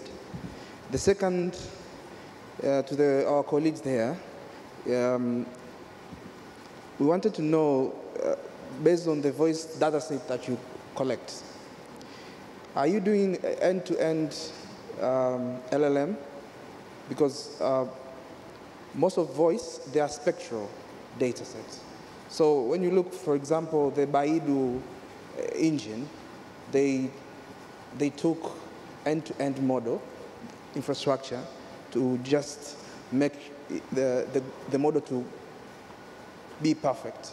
So on our Swahili, the coming Swahili, we do end-to-end way to create this kind of model. And the last question is beside, Swahili is the second language in Africa to be spoken in Africa. And there are different phonemes. In Swahili, we call lahaja. For example, in Kenya, they have phonemes called Kisumu. And in Tanzania, we have different lahajas. So my question beside the involvement of, for example, BAKITA, the Baraza Kiswahili Tanzania, as well as Kenya Kiswahili Commission, and other phonemes entities within the EAC space. I think that will have a perfect effect for the... Yeah. Thanks a lot for your questions. As for the first question, we will see with the ICT commissions about the involvement of the different organizations. Of course, it's very important, the data, like the dictionary we were talking about before. For your last question about phonetic, let me say, interpretation of a language, of course, when you talk about voice recognition, phonetic part is very important. If you talk about text language models, of course, you lose the phonetic part. Still, there might be differences between different Swahili, even in the spoken and the written language, of course. As for your second question, And we have an end-to-end model for speech recognition, end-to-end neural network model for the speech recognition part that is able to understand the different phonetic, even in Swahili, and we use it in judiciary of Tanzania, as my colleague was saying before. When it comes to multimodality, we are going to insert next year a different architecture from the text-only based, and we are still doing research on it. Probably it will be a mix, an ensemble model that is dealing with different parts. Of course, the spoken language part will be end-to-end. Last question from the gentleman up there. Thank you for a great presentation. In fact, the last person who asked has preempted what I wanted to ask. As in your talk, you said large language models, they help each other train.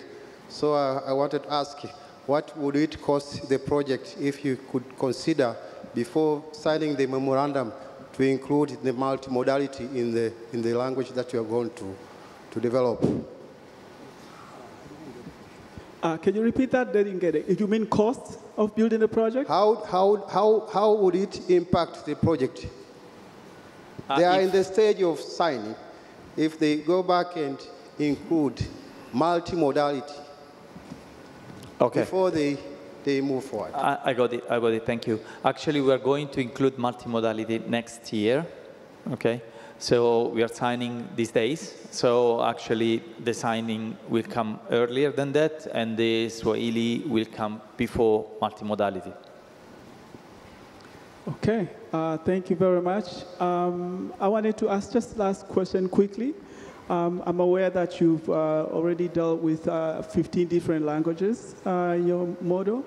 You haven't done Swahili yet, but in all the models that you have, I wanted to find out in terms of size and performance, especially in the widely spoken languages like English and French. How do you see the difference between those and maybe perhaps other local languages? So just to be more accurate, we have about 50 languages for the speech recognition. Oh, 50? Yeah, 50. Right. And Swahili is one of them today. As a speech recognition, the performance are pretty good, generally speaking. Comparable with the other players on the market, sometimes are better. Our specialization is that we create different models for different use cases. So the judiciary model, I think, is not comparable with what we have on the market because it's built with the judiciary data. So it is a specialized model, and this is the way we do speech recognition at the moment. So, and for the other languages, so French, English, Spanish, our performance are pretty comparable with what is on the market. The only difference is that we can create a specialized model on speech recognition. Let me add one difference is that we can deploy them at the premises of the customer or the organization. Fantastic. Instead of being just cloud. Thank you very much. And this is very exciting. I'll speak for everyone here. It's very exciting for us as a country. Dr. Mosaga, this is another win for you and the Commission and the country at large. So thank you, and thank you everybody for listening and participating. We're really looking forward to this. Thank you, gentlemen. Thank you again for having us. Thank you all.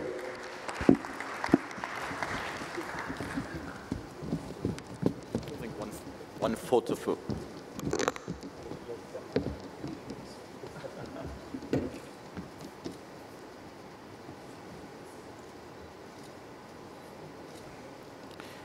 Yeah, thank you so much, moderator and presenters, for your presentation. Obviously, on discussing on the development of Swahili large language model. Obviously, we're witnessing the significant progress being made in developing a language model tailored to Swahili. A round of applause to the moderator and presenters, please. Thank you so much. This is the end of our first part, the morning session. Time now for lunch. the lunch will be served outside, on ground floor, outside in the parking. There's a marquee outside. So all presenters, moderators, and all delegates, lunch will be served outside in the marquee in the parking lots. But diplomats and VIPs, lunch will be served at 3rd floor at Kilimanjaro Hall. I'll say in Swahili. Sasa ni wakati wa lunch, wakati wa chakula cha mchana. Chakula kimeandaliwa nje, kuna marquee, kuna tenti kubwa nje, na kila mmoja hakikisha kwamba ana badge. Hakikisha kabla hujaenda kwenye sehemu ya chakula uwe na badge yako mkononi, kwa sababu hutaweza kupata chakula kama huna badge. The lunch will be served if you have only badge, your valid badge for the conference. Kwa hiyo nawaomba sana kabla hujafika kwenye lunch hakikisha una badge yako. Na chakula kwa delegate, kwa washiriki wote, presenter wote na moderator, chakula kiko tayari pale kwenye marquee. Lakini diplomat na VIPs, chakula kimeandaliwa floor ya 3 kwenye ukumbi wa mikutano wa Kilimanjaro.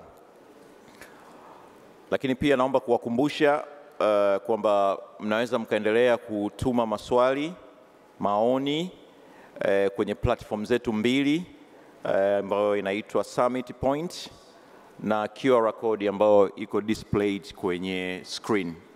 Kwa hiyo karibuni sana kwa lunch, na tutakwenda kwa dakika 30. Tunatakiwa turudi hapa saa 9:05. The lunch will be served for 30 minutes. All delegates are supposed to come back to the conference venue by 5 minutes past 3.